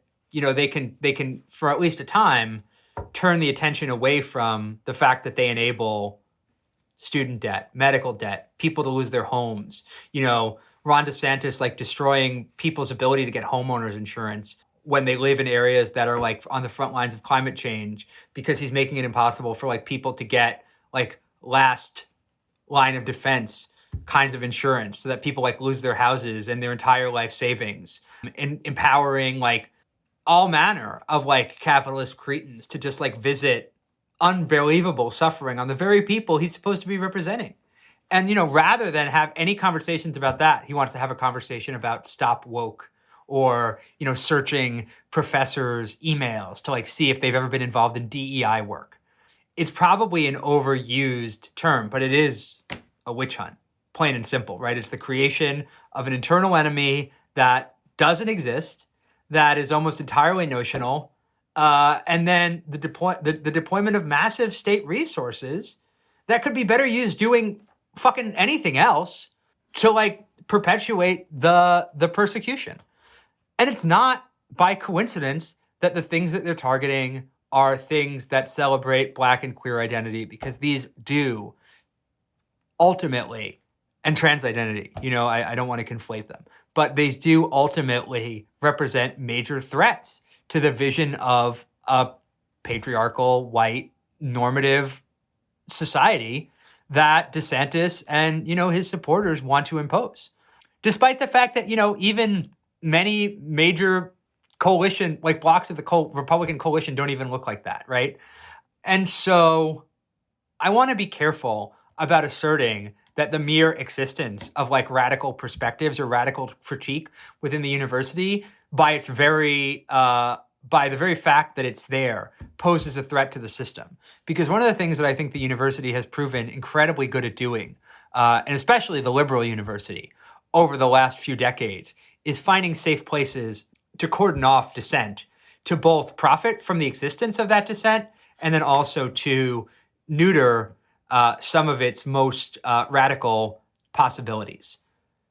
That being said, I think the virulence with which right-wing politicians want to fight against the mere existence of, CRT or queer studies or Black studies, to eviscerate the African-American history AP course, I think it does suggest that there is still some really important radical potential that's contained within these forms of history, of critique, of teaching and learning. And, they're willing to do a lot to prevent it from getting to people. I think whether it's effective is another question. It certainly is effective at perpetuating the politics of like white revenge, perpetuating panic about queer people in classrooms or among students or trans people in bathrooms. But it didn't seem to work in the midterms. But electorally, it hasn't actually been that effective on a national level. It was just that one Youngkin thing, and everyone was like, oh, this is it. Right. Because classically, right, something happens in one wealthy suburb and the media instantly descends to like spread the analysis across the entire country. Similarly, I think DeSantis could basically do a lot less of this stuff and would still be winning by the same margins, because Florida's like cooked now for the Republicans. But, maybe this is where I reveal myself to secretly be, just like a liberal who loves elections. But I do think that in this recent electoral cycle, Republicans asked everybody in this country to vote for hate, and most people said they didn't want to. I think most people, despite the fact that they have all kinds of complicated ideological relationships and are beset by mystifications and, vote against their own interests all the time and are captured by the, two parties, which like what famously the Republicans and then the second most enthusiastic capitalist party in the history of the world, the Democrats, as Ronald Reagan's advisors put it. Despite all of that, I think most people are decent, and when they get the chance to like reject something that's clearly hateful and vile, they do, because it's gross. And at least that's kind of the hope that I cling to. And I think that to the extent that universities can be an engine for putting us into relation. Oh, and this is one other thing I wanted to say. why are universities a good target? In part because people are alienated from them, right? They feel that they are bastions of elitism. They feel that they are doing work that's fundamentally disconnected from the realities that people live. Part of that is pure rhetoric, right? It's just the creation of an illusion because so many of us have relationships to colleges and universities, even more than we would think, whether it's, the kinds of 2- and 4-year institutions we've been talking about, all the way up to, working at a local school or whatever.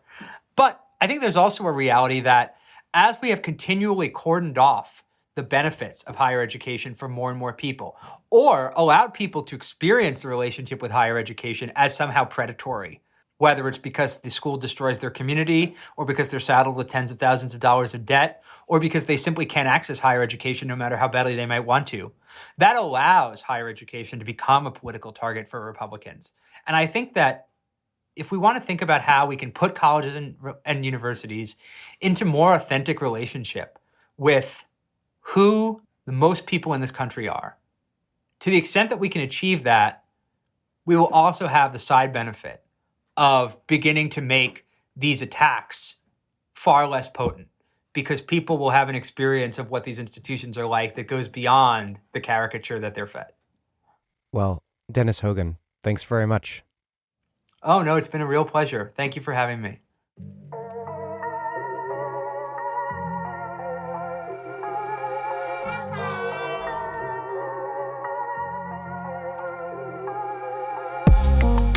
Dennis M. Hoghan has been a rank-and-file labor organizer, local union political director, and community activist in Providence, Rhode Island.